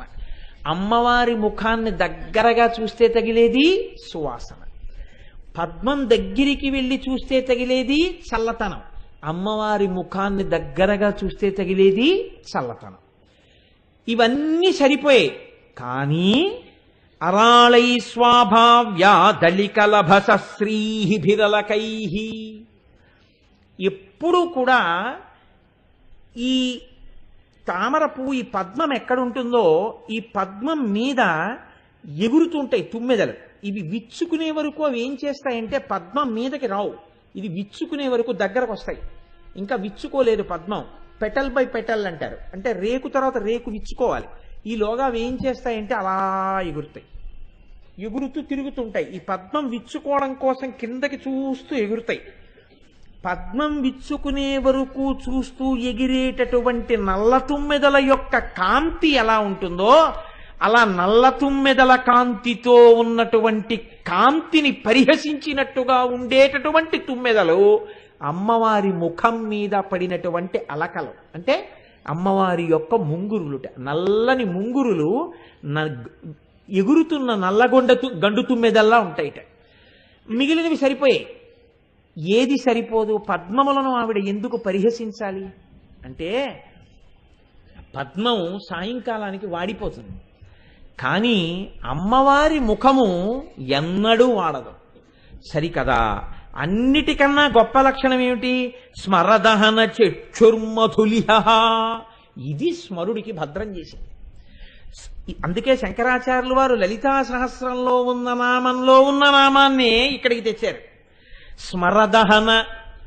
మన్మధుణ్ణి కాల్చేసిన వాడు ఈయన పరమశివుడు. ఇప్పుడు మన్మధుణ్ణి కాల్చేసిన వాడికి ఆడదాని ముఖంతో పని ఏమిటండి? మన్మధుణ్ణి కాల్చినవాడు ఆడదాని ముఖం చూడవలసిన అవసరం ఏమిటి? కానీట ఎలా చూస్తాడోట తెలుసా? ఇక నల్ల తుమ్మెదల యొక్క బారులు, ఒక తుమ్మెద లోపల పడుకుని తేనె తాగుతుంటే మిగిలిన తుమ్మెదలు ఝంకారం చేస్తూ ఎగురుతే ఎలా ఉంటాయో అలా తన మనస్సు ఆమె ముఖమునందు లగ్నమైపోతే ఆ కంటి నుండి విడుతున్నటువంటి చూపులన్నీ అమ్మవారి ముఖమండలం మీదే తిరుగుతూ ప్రసన్నమూర్తి అయి సంతోషంగా నిలబడతాట. ఇది శివకామ సుందరి అయి ఆవిడ భర్తని పక్కన కూర్చోబెట్టి మనకు అందిస్తుంది పరమశివుణ్ణి దక్షిణామూర్తిగా వెళ్ళిపోకుండా, జ్ఞానంలోకి వెళ్ళిపోకుండా. ఇది అమ్మవారి విజయం. కాబట్టి ఇప్పుడు శంకరుడి యొక్క అనురాగప్రదమైన చూపులనేటటువంటి నల్లగండు తుమ్మెదలు ఎప్పుడూ అమ్మవారి ముఖం చుట్టూ తిరుగుతూనే ఉన్నాయి. ఇలా తిరుగుతూనే ఉన్నాయి కనుక ఆ పద్మము, అమ్మవారి ముఖము, మన్మధుడు వెళ్ళి కూర్చోడానికి, అక్కడ నిలబడ్డానికి యోగ్యమైంది. మళ్ళీ శివుడు కాల్చేస్తాడన్న బెంగలేదు. ఆవిడ ముఖం వంక చూస్తే చాలు ప్రీతి పొందేస్తాడు. ఆ నిగూఢమైనటువంటి రహస్యం తెలిసిందనుకోండి, ఉత్తర క్షణంలో మీకు దాని ప్రయోజనం అందేస్తుంది అంతే. ఇది ఇలా ఎందుకు జరుగుతుంది? మరి మన్మధుడు ఆమె ముఖంలో అంత సంతోషంగా కూర్చుంటే మీ శత్రువుకి ఆవిడ స్థానం ఇవ్వలేదా? అంటే మీ శత్రువుకి స్థానం ఇవ్వలేదు. ఎందుకు ఇవ్వలేదు? దేని వల్ల మీరు భయపడుతున్నారో ఆ భయం పోవడానికి ఆవిడ కనుబొమల వంక మీరు చూడండి. భద్రమైన స్థానంలో ఆయన ఉన్నాడు. రే వాళ్ళ జోలికి వెళ్ళకో అని మాట ఉందనుకోండి, అయిపోయింది అంతే. ఇప్పుడు మన్మధుడు మీ మీద ఎందుకు బాణం వేస్తాడు? శివుడు కాల్చక్కర్లేదు, ఆవిడ నోటి మాట చాలు. రే వాళ్ళ జోలికి వెళ్ళకరా అందనుకోండి, అంతే, మన్మథ బాణాలు ఆగిపోతాయి. కోరికలు తగ్గిపోతాయి. కోరికలు తగ్గిపోయాయి అనుకోండి, భయం తగ్గిపోతుంది. భయం తగ్గిపోయింది అనుకోండి, నిర్భయ స్థితి వస్తుంది. నిర్భయ స్థితి ఎందో ఆత్మదర్శనం. దీనికి ప్రాతిపదిక ఎక్కడి నుంచి వస్తుంది? ఆవిడ కనుబొమల దర్శనంలోంచి వస్తోంది. అయితే కనుబొమలే ఎందుకు కావాలి? ముఖం అమర్చు కదా. ముఖంలో ఎక్కడ చూసినా ఈ నిర్భయత్వం రావచ్చు కదండి, కనుబొమల్లోంచే ఎందుకు వస్తుంది అంటే దీనికి సమాధానం శంకర భగవత్పాదులే చెప్పారు. ఆయన అన్నారు, భ్రువౌ భుగ్నే కించిత్ భువన భయ భంగ వ్యసనిని తదీయే నేత్రాభ్యాం మధుకర రుచిభ్యాం ధృతగుణం ధనుర్మన్యే సవ్యేతర కర గృహీతం రతిపతేః ప్రకోష్ఠే ముస్తాచస్థగయతి నిగూఢాంతరముమే అన్నారు. ఉమే అని పిలిచారు. ఉమా అన్నారు. ఉమా అంటే భయమును పోగొట్టుదానా అని అర్థం. అమ్మవారి కనుబొమలు ఎవరు చూశారో వాళ్ళకి భయం ఉండదు. భయం ఉండదు అంటే మన్మథ బాణములు అనవసరంగా మీద పడకుండా అమ్మవారి పాదములు పట్టి జీవితాన్ని చక్కగా దిద్దుకోగలిగినటువంటి శక్తి వాడి యందే ప్రచోదనమై వాడి యందు ఉంటుంది. ఇది ఎలా ఉంటుంది అంటే శంకరులు అన్నారు, అమ్మవారి కనుబొమలు ఇలా ఉండవు అన్నారు. ఎలా ఉంటాయి అంటేట కొద్దిగా అలా ఉంటాయి. అంటే ఈ కనుబొమలు రెండు ఇలా ముడిపడతాయిట. భ్రువౌ భుగ్నే కించిత్ కొద్దిగా ఇలా ముడిపడ్డాయి. ఎందుకు అలా ముడిపడాలట? భువన భయ భంగ వ్యసనిని. వ్యసనిని అంటే ఆలోచనలో ఉంది. ఏ ఆలోచనట ఆవిడికి? భువన భయ భంగ. అయ్యో, భువనములంటే లోకాలు, లోకాలంటే పిల్లలు. అయ్యో నా పిల్లలందరూ ఏదో భయం ఏదో భయం ఏదో భయం, ఎప్పుడూ భయంతో ఉంటున్నారు. నా పిల్లలకి ఈ భయం ఎలా పోతుంది అని ఆలోచిస్తోంది. ఇలాగా మీరు చూడండి, ఆలోచించేటటువంటి ముద్రలో ఉన్నవాళ్ళు ఇలా ఉంటారు. కనుబొమలు ఇలా పెట్టి ఆలోచించడం చాలా అసాధారణమైన విషయం. ఆలోచనలోకి వెళ్ళిపోయాడు అంటే మీకు తెలియకుండానే ఇలా అంటారు. కొద్దిగా కనుబొమలు ముడివేస్తారు. ఇప్పుడు అమ్మవారు కూడా ఇలా ముడి వేసింది, చిన్న ముడి. ఇలా ముడి వేసింది అంటే ఆలోచిస్తోంది. ఏం ఆలోచిస్తోంది? భువన భయభంగ వ్యసనిని, మన భయాల్ని పోగొట్టడం ఎలా అని ఆలోచిస్తోంది. ఇప్పుడు మీరు ఒకటి ఆలోచించండి, అలా ఉంటే అందం అవుతుందా? అదండి ఆ శ్లోకంలో రహస్యం. మిమ్మల్ని ఆలోచించేటట్టు చేస్తారు శంకరాచార్యులు వారు. ఆలోచించేటట్టు చెయ్యడంలో మీరు ఆ కనుబొమల వంక చూస్తారు. ఇప్పుడు నేను ఇలా కూర్చున్నాను అనుకోండి, ఇప్పుడు నేను అందంగా ఉన్నానా అంటే, అందంగా అంటే నా బుర్ర నేను అందంగా ఉన్నాను కదా, ఉదాహరణకి చెప్తున్నానంటే, అంతేకాని నేను ఎవరి మీదో పెట్టి వాళ్ళ అందం గురించి నేను మాట్లాడితే అసహ్యంగా ఉంటుంది ఆధ్యాత్మిక సభలో. అందుకని నేను ఉదాహరణగా చెప్పుకోవడం. నేను ఇలా కూర్చున్నాను అనుకోండి, కోటేశ్వరరావు ప్రశాంతంగా ఉన్నారు కాబట్టి ప్రశాంతతయే అందము కాబట్టి అందంగా ఉన్నారు అనొచ్చు మీరు. నేను ఇలా ఉన్నాను అనుకోండి, ఆహా ఎంత అందంగా ఉన్నారో ఆ కనుబొమలు ముడివేసి అంటారా? అందరూ ఏమిటో ఆలోచిస్తున్నారండి ఆయన అంటారు. అంటే అప్పుడు అది అందం కాదు, ప్రశాంతత కాదు, ఏదో ఆలోచన. సౌందర్యమునకు రాశీభూతమని చెప్పబడేటటువంటి అమ్మ ప్రసన్నంగా ఉంటే అందమనాలా, కనుబొమలు ముడివేస్తే అందమనాలా? మరి శంకరులు ఎలా అంటున్నారు అంటే, ఇందులో రహస్యం ఏమిటంటే, అందము అన్న మాట పిల్లల కోణంలో ఎప్పుడు అంటే పిల్లల్ని ఉద్ధరించాలని అమ్మబడే తాపత్రయమే మీకు అందం. ఇందాకే చెప్పా తప్ప ఆవిడ భౌతిక అందం మీకెందుకు, అది శివుడికి. మీ భయం ఎలా తీర్చాలని ఆలోచిస్తున్న అమ్మయే మీకు అందము. పిల్లాడికి ఇవాళ ఏం వండి పెడదాం అన్న అమ్మ నీకు సంతోషం. పిల్లాడికి పాపం ఓ 10 రూపాయలు కావాలి, సినిమాకి వెళ్తానంటున్నాడు, మెల్లిగా ఈయనకి చెప్పి 10 రూపాయలు ఎలా ఇప్పిద్దామని ఇలా ఆలోచిస్తూ అంటున్న అమ్మ మీకు అందం. అంటే ఆ ధైర్యం మీకు అందం. అమ్మ అంటే మీకు ధైర్యము. ఇప్పుడు ఇలా ఉన్న అమ్మ మీకు ఎందుకు అందం కాదు? అందమే. మీ కోణంలో చెప్తున్నారా, శివుడి కోణంలో చెప్తున్నారా? మీ కోణంలో చెప్తున్నారు. మీ కోణంలో చెప్తున్నప్పుడు కనుబొమ్మ ముడిబడిన అమ్మే అందం. ఇప్పుడు ఆ కనుబొమ్మ ముడి ఎవరి కోసం?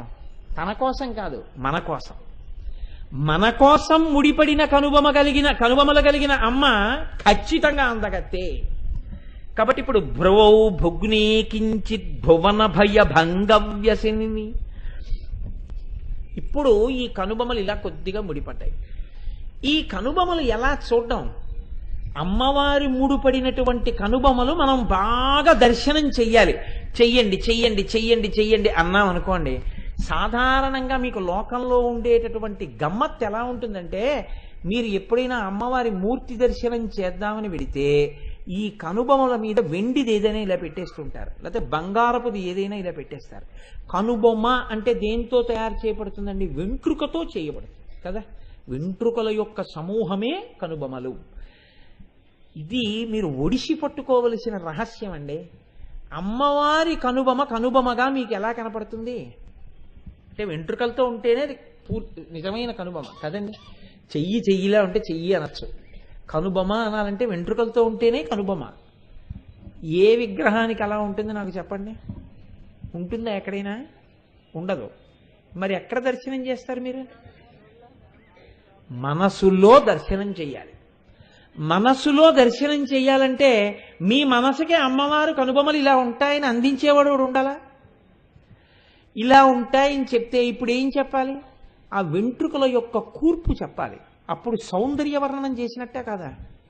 అప్పుడు మీ భయం పోగొట్టే రూపాన్ని చెప్పడం ఎలా అయింది? ఎలా చెప్పడం ఇప్పుడు ఈ అందాన్ని? కొంచెం జాగ్రత్తగా పట్టుకోండి. తేలిక కాదండి. పెద్ద సమస్యకి విరుగుడు చెప్పాలి. పెద్ద సమస్యకి విరుగుడు పెద్ద స్థాయిలోనే ఉంటుంది. ఎలా చెప్తారు? మీకు వెళ్ళి అమ్మవారి కనుబొమలు చూడండి అన్నారు అనుకోండి, మీరు మళ్ళీ తిరిగి వచ్చి అమ్మవారి కనుబొమలలా ఉన్నాయి కానండి అవి వెంట్రుకలు కావు కదా, నాకు కనుబొమలుగా యథార్థ దర్శనం కాలేదు ఎలా అని మీరు అడిగారు అనుకోండి, నేనేం చెప్పాలి మీకు? నీ మనసులో చూడవయా అని చెప్పాలి. నా మనసులో చూడాలంటే నేను ఒకసారి చూస్తే కదండి నా మనసులో నిలబడేది, ఓసారి నాకు మీరు చూపించండి అన్నారు అనుకోండి, నేనోటి చూస్తే మీకు ఒకటి చూపిస్తాను కదా. నేనోటి చూడాలంటే చూసిన వాడనైతే మీకు చెప్పాలి. చూసిన వారెవరు?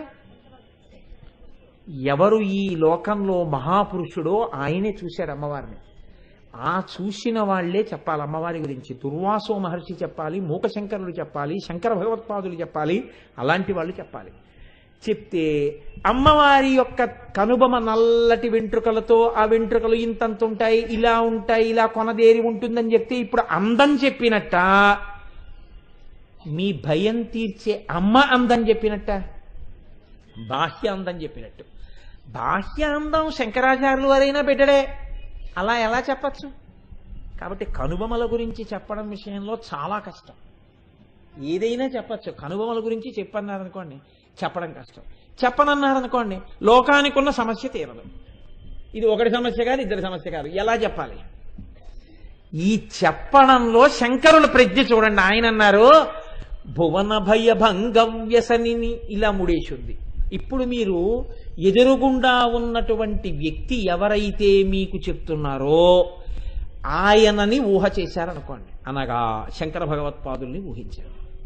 ఇలా అన్నారనుకోండి, శంకరాచార్యులు వారి కనుబొమల్ని ఊహించడం పెద్ద విషయమేం కాదు కదా. నల్లటి కనుబొమల్ని మీరు ఊహించవలసింది దాన్ని అమ్మవారి కనుబొమలలోకి పెట్టి కదిలి ముడిపడడం మీరు చూడాలి. ఈ కదలిక మీ ఎదురుగుండా ఉన్న మూర్తిలో రాదు, మీ మనసులోకి రావాలంతే. ఎందుకని? కనుబొమలో కనపడుతున్నాయి మీకు, అవి రెండు ఇలా కొద్దిగా ముడిపడాలి. ఈ ముడి ఒక్క నాటికి మీకు ఎక్కడ దొరకదు. ఎలా దొరుకుతుంది? ఇక్కడ మీరు చూడాలి. అదే శంకర భగవత్పాదులు మీకు చేస్తున్న మహోపకారం. ఇప్పుడు ఇలా ఉంటే ఏమంటే కోపంగా ఉన్న అమ్మ అవదా? రెండో ప్రశ్న.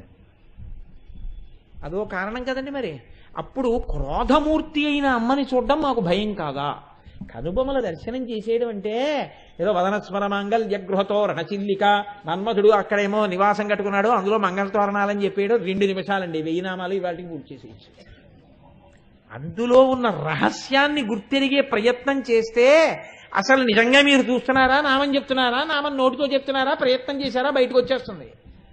ఇప్పుడు చెప్పండి, తేలిక కష్టమా చెప్పడం? ఖచ్చితంగా చాలా కష్టం. ఏది అంటే కనుబొమల గురించి చెప్పడమే. కాబట్టి ఇప్పుడు భ్రువౌ భుగ్ని కించిత్ భువన భయ భంగవ్యసనిని, కొద్దిగా ఇలా ముడిపడినటువంటి కనుబొమల్ని ఇక్కడ మీరు ఊహించండి. ఏముందండి ఇది ఊహించడానికి? మీ ఎదురుగుండా ఉన్న వాళ్ళ కనుబొమలు ఏ ఉన్నాయో వాటిని ఒకసారి చూసి అవి ఇలా ముడిపడితే ఎలా ఉంటాయో అమ్మవారి ముఖంలోకి ఇక్కడి నుంచి తీసి యాజ్ ఈజ్ వేరీస్ బేసిస్ మీద అక్కడికి ట్రాన్స్ఫర్ చేసి అక్కడ ఇలా ముడిపడింది అని ఊహించండి. ఊహించి ఇప్పుడు ఆ కనుబొమల వంక చూడండి. కానీ చూసేస్తే మీకు ఆవిడ క్రోధమూర్తిగా లేదా, ఇది భయం.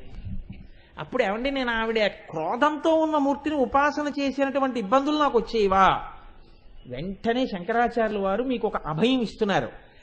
ఆవిడ ఇలా ఆలోచిస్తున్నది మీ భయాలు ఎలా తీయాలని కానీ మీకు కొత్తగా భయాలు ఎలా పెట్టాలని కాదు.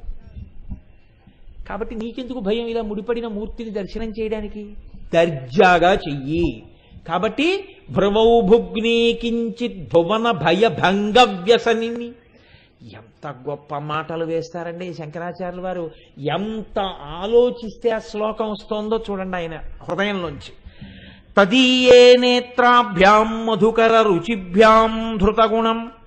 ఇప్పుడు శంకర భగవత్పాదులు సృష్టిలో ఎవ్వరూ చెయ్యనటువంటి ఊహ ఒకటి చేసి ఆయన చాలా ఇబ్బందిలోకి ఎడుతున్నారు. శ్లోకంలో మన్ని చాలా ఇబ్బందిలోకి నెట్టేస్తున్నారు. నేను ఈ మాట ఎందుకంటున్నానో తెలుసా అండి? మనం బాగా పట్టుకోవాలని ఆయన ప్రయత్నం, మనం బాగా పట్టుకోవాలని చేసే ప్రయత్నంలో ఆయన కూడా అసాధారణమైన రీతిలో ఈ శ్లోకాన్ని ఇస్తున్నారు. మనకి కూడా అసాధారణ రీతిలో అమ్మవారి కనుబొమల మీద నిలబడగలిగితేనే మీకు ఈ శ్లోకం అందుతుంది. ఈ శ్లోకం అందుకోవడానికి మీరు చేసే సమస్త ప్రయత్నము ధ్యానమే. ఉత్తర క్షణం ఏమైపోతుందో తెలుసా అండి? మీరు ఈ శ్లోకాన్ని అందుకుందాం బాగా తెలుసుకుందాం పట్టుకుందామని మీరు ప్రయత్నం చేశారనుకోండి, ఇది మీరు పట్టుకోగలిగితే ఉత్తర క్షణంలో మీకు లోపల కనుబొమలు కనిపించినటువంటి మరుక్షణంలో ఇక్కడే మీరు జీవితంలో పెద్ద గట్టెక్కేశారు. ఎలా అంటే లోకంలో కవులందరూ అన్నారు ఏ కనుబొమకి ఆ కనుబొమని ధనస్సుతో పోల్చారు. కాబట్టి గొడవ లేదు వాళ్ళకి. అంటే చాపము అంటారు. ఉదాహరణకి ఈ కనుబొమ ఉందనుకోండి, అదొక విల్లు, అది ఒక ధనస్సు, ఇప్పుడు ఇబ్బంది లేదు. ఇది ఒక విల్లు, ఇబ్బంది లేదు. రెండు విల్లులు అన్నారు. రెండు ధనస్సుల్లా ఉంటాయి అని పోల్చారు, రెండు తీగలలా ఉంటాయి అని పోల్చారు. కాబట్టి మిగిలిన కవులకు ఇబ్బంది లేదు. శంకరాచార్యులు వారు ఏమన్నారంటే ధనుర్మన్యే అన్నారు. నేను ఒక్క ధనస్సులా భావిస్తున్నాను, మన్యే అంటే ఊహించుచున్నాను. ఇప్పుడు మీరు కూడా ఊహించండి ఎక్కడొస్తోంది సమస్య. ఇప్పుడు రెండు కనుబొమలు కలిపి ఒక్క ధనస్సుగా మీరు ఊహ చెయ్యాలి. రెండు కనుబొమలు కలిపి ఒక్క ధనస్సుగా ఊహించడానికి మీకేమిటి బెంగ? ఇప్పుడు ఇలా అలాగే కదండి ఉంటుంది ధనస్సు. ఇలా ఉండి మధ్యలో ఇలా ఉండి ఇలా ఉంటుంది, అలా సరిపోయింది కదా. ఇలా ఉండి మధ్యలో ఇలా ఉండి ఇలా ఉంది. ఏమిటి భయం మీకు? రెండు కనుబొమలు కలిపి ఒక ధనస్సు అయింది కదా. మరి అలా ఊహించడానికి ఏమైనా ఇబ్బందా? ఊహించగలరా? ఏమైనా ఇబ్బంది ఉందా? ఏమైనా ఉందా అమ్మా? గోపి గారు ఎక్కడున్నారు సభలో? ఇలా రండి గోపి గారు, లేచి రండి ఇలా ఒకసారి. ఎవడు వద్దంటాడో వాడే దొరుకుతాడు నాకు. ఇలా రండి, ఇలా రండి, ఎదురికి రండి. ఇప్పుడు ఇది ధనస్సు అనుకోండి, చెప్తున్నాను, ఇది ధనస్సు అనుకోండి స్వామి. ఇది ధనస్సు అయితే ధనస్సు పూర్తిగా ఉంటుంది కదా. మధ్యలో ఎక్కడ ధనస్సు లేకుండా ఉండడం అన్నది ఉండదు కదా. ఓ ముక్క లేకుండా ఉంటుందా? ఉండదు కదా. ఇప్పుడు అమ్మవారి యొక్క కనుబొమలు రెండూ కలిపి ధనస్సుగా చూడడంలో ఇబ్బంది ఎక్కడుంది? చూసారా, నేనేం సామాన్యుణ్ణి పిలవను, మహామేధావిని పిలిచాను. ఇప్పుడు ఈ రెండు కనుబొమలను ధనస్సుగా ఊహించడంలో వెళ్ళిపోతున్నారే.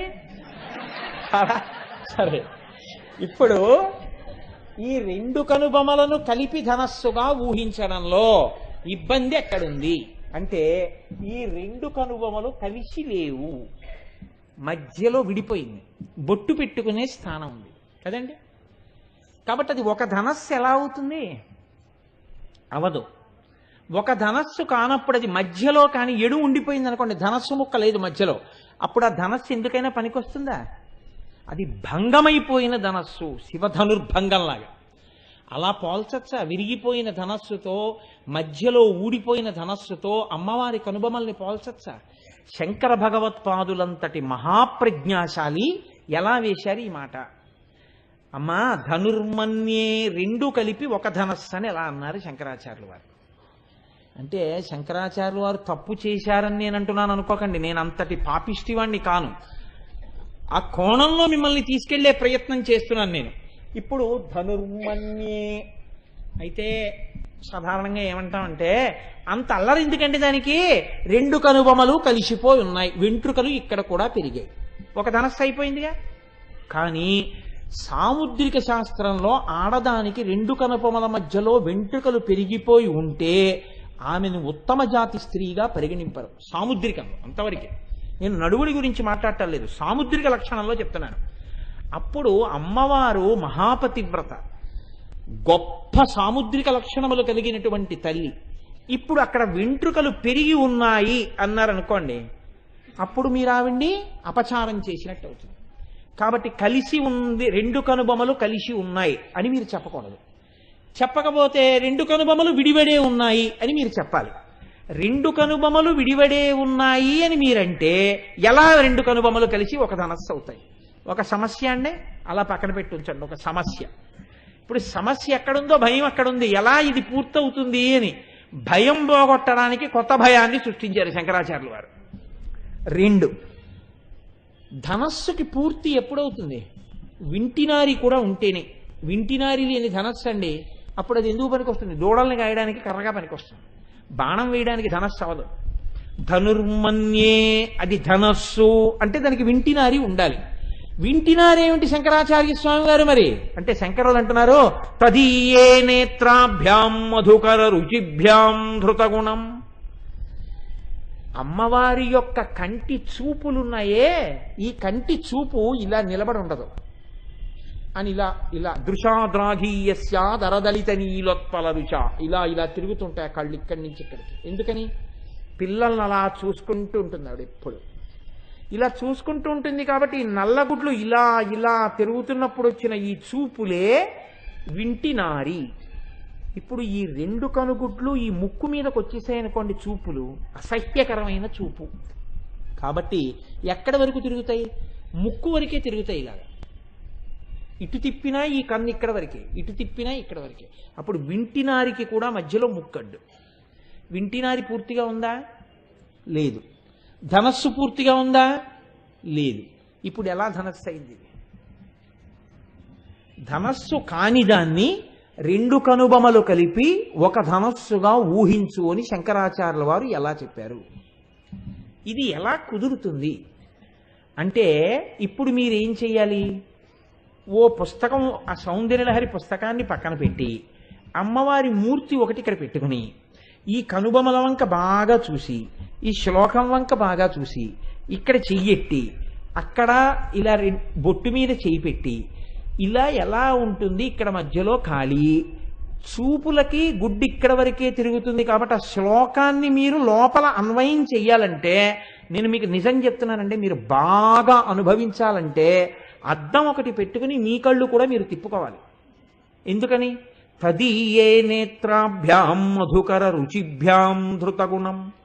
ఇక్కడి వరకు వెడితే ఈ కన్ను ఇక్కడ వరకే వస్తుంది, దాటి చూపు వెళ్ళదు.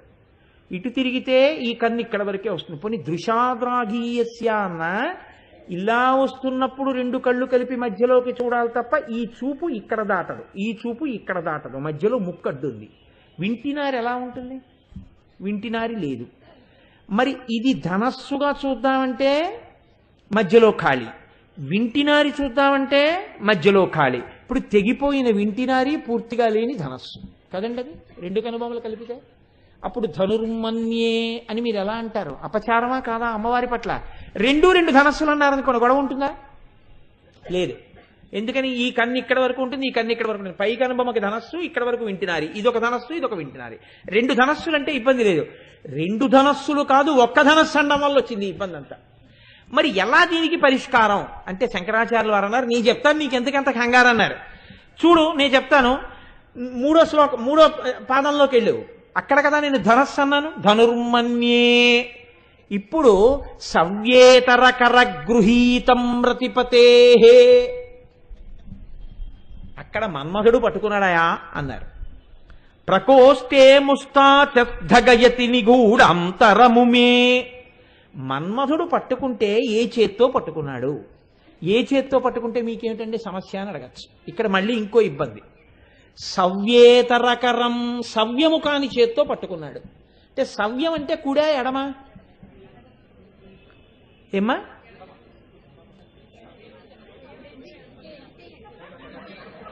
అయ్యో, మీరు ఇది చెప్తారని నేను అనుకున్నాను. గోపి గారి సవ్యం అంటే ఏమిటి? సవ్యం అంటే ఎడమ. కుడిని ఏమనాలి అప్పుడు? దక్షిణం. దక్షిణ హస్తం అంటే కుడి చెయ్యి, సవ్యహస్తం అంటే ఎడం చెయ్యి. బాగుంది, ఎడమ చెయ్యి సవ్యం అంటున్నారు. మీకు ఎవరైనా ఎడం చేత్తో ఇచ్చారనుకోండి, సవ్యంగా ఇయ్యి అంటే ఏ చేత్తో ఇవ్వాలి? అప్పుడు మరి సవ్యం కుడి కాదా? అవునా కాదా చెప్పండి. అవునా? అప్పుడు కుడే ఎడమ సవ్యం అంటే? మీరు కుడి అన్నారనుకోండి ఎడమ అవుతుంది, సవ్యేతరం. ఎడమ అన్నారనుకోండి సవ్యేతరం సవ్యం గాంధీ కుడి అవుతుంది. ఇప్పుడు ఎడం చేత్తో పట్టుకున్నాడా, కుడి చేత్తో పట్టుకున్నాడా? చెప్పారుగా శంకరాచార్యులు వారు. ఇప్పుడు వామం అన్నారనుకోండి, వామహస్తం అన్నారనుకోండి, ఎడమ చెయ్యి చెప్పేయచ్చు. సవ్యేతర అన్నారు, సవ్యము కానిదన్నారు. సవ్యము అంటే సంస్కృతంలో కుడి ఎడమ కూడా. ప్రదక్షిణానికి వెళ్ళి సవ్య ప్రదక్షిణం చేయండి అన్నారు అనుకోండి, ఎడం పక్క పెడతారు. సవ్యహస్తంతో ఇలా అన్నారనుకోండి, కుడి చేత్తో అక్కడ పెట్టాలి. ఎరా సవ్యంగా ఉండడం రాదా అన్నారనుకోండి, సరిగ్గా ఉండడం రా. సరిగ్గా ఉండడం అంటే కుడి పక్క, కుడి. ఇప్పుడు సవ్యేతరకర గృహీతం రతిపతే. రతిపతే అంటే రతీదేవి యొక్క భర్త అయిన మన్మధుడు. ఇది మన్మధుడు పట్టుకున్నాడు.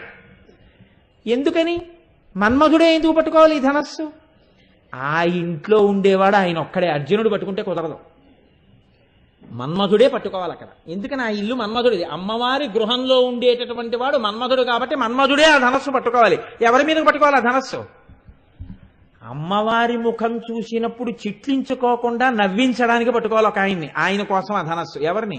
శివుణ్ణి. శివుడి మీద పట్టుకునేటప్పుడు ఎంత జాగ్రత్తగా పట్టుకోవాలి? సవ్యేతరకరం అంటే మీరు మాట అనొచ్చు, ఏమన్నా అంత అల్లరి ఎందుకండి? ఒక లాజిక్ ఉంది.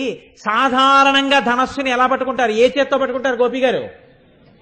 ఎడం చేత్తో పట్టుకుంటారు కదండి. కుడి చేత్తో పట్టుకుని ఎడం చేత్తో బాణాలు వేస్తారా? సాధారణంగా ఏ చేత్తో గోపి గారు మీరు ఇక్కడికి వచ్చేస్తే బాగుంటుందేమో. సాధారణంగా ఏ చేత్తో పట్టుకుంటారు? ఎడం చేత్తో పట్టుకుంటారు, కుడి చేత్తో బాణాలు వేస్తారు. ఎడం చేత్తో పట్టుకోకుండా కుడి చేత్తోనూ పట్టుకుని ఎడం చేత్తోనూ బాణాలు వేసాడు అనుకోండి, అప్పుడు ఏమంటారు? సవ్యసాచి. అలా ఎవరైనా ఉన్నారా? అర్జునుడు కాకుండా మన్మధుడు కూడా ఉన్నాడు. మన్మధుడు కూడా సవ్యసాచి, అందుకే ఇంతమంది మీద బాణాలు వేయగలుగుతున్నాడు.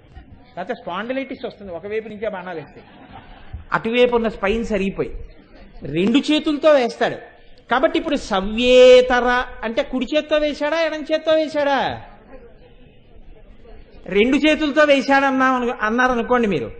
ఆయన అంటున్నది ఒక్క చేత్తో పట్టుకున్నాడు ధనస్సు అంటున్నారు. అప్పుడు ఎడం చేత్తో పట్టుకుని ఉన్నాడా, కుడి చేత్తో పట్టుకుని ఉన్నాడా? ఎలా చెప్తారు?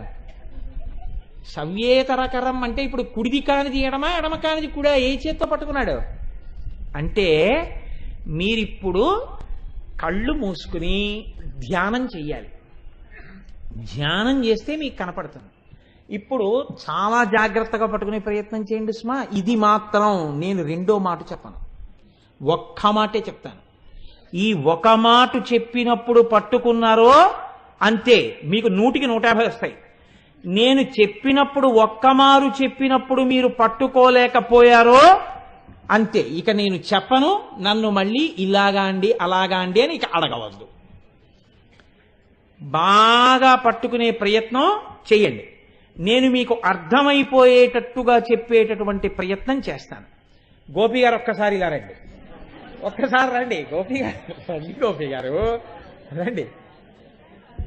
నాకు గోపి గారు అంటే పరమ సంతోషం. ఇలా రండి, ఇలా రండి. చక్కగా ఇక్కడ మీరు ఈ స్టేజ్ ఎక్కండి, ఒక్కసారి రండి, పైకి ఎక్కండి. గోపి గారు ఏం పైన లేదు, ఇలా రండి. వీళ్ళందరికీ అర్థం అవడానికి ప్రయత్నం, అందుకని మీకోసం కాదు. ఇక్కడ నిలబడండి, నిలబడండి. మీరు మన్మధుడిలాగా నిలబడండి, ఒక్కసారి లేచి నిలబడండి, చెప్తాను. ఇప్పుడు మీరు జాగ్రత్తగా చూడండి. మీరు కొంచెం అర్థం చేసుకోవడానికి బాగా తెలియడం కోసం నేను చెప్తున్నాను. అమ్మవారి కనుబొమలు ఇలా ఉన్నాయి అనుకోండి, నిలువుగా ఇప్పుడు గోపి గారికి ఎటువైపు ఉన్నాయి అవి రెండు? గోపి గారికి ఎటున్నాయి? గోపి గారికి ఎటున్నాయి? కుడివైపుకున్నాయి. మీరు ఎట్నుంచి చూస్తున్నారు? ఆయనకి ఎడం వైపు నుంచి మీరు చూస్తున్నారు. ఆయనకి కుడి చేతి వైపు అమ్మవారి ధనస్సు ఉంది. నేను ఈ మాట ఎందుకు ఇంత ఖచ్చితంగా చెప్తున్నానో తెలుసా అండి? అట్నుంచి చూసే వాళ్ళకి ఇట్నుంచి చూసేది వేరవుతుంది.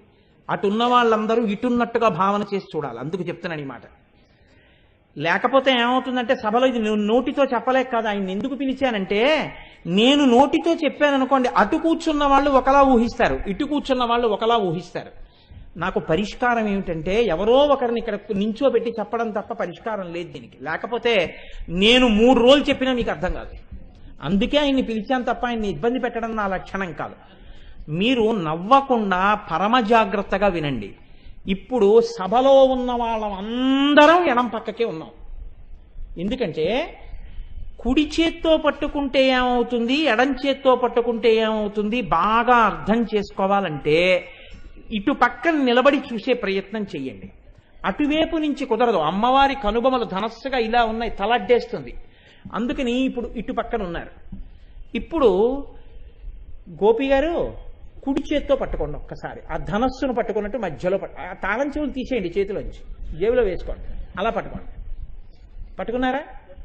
ఇప్పుడు మీరు ఒకటి ఊహించండి.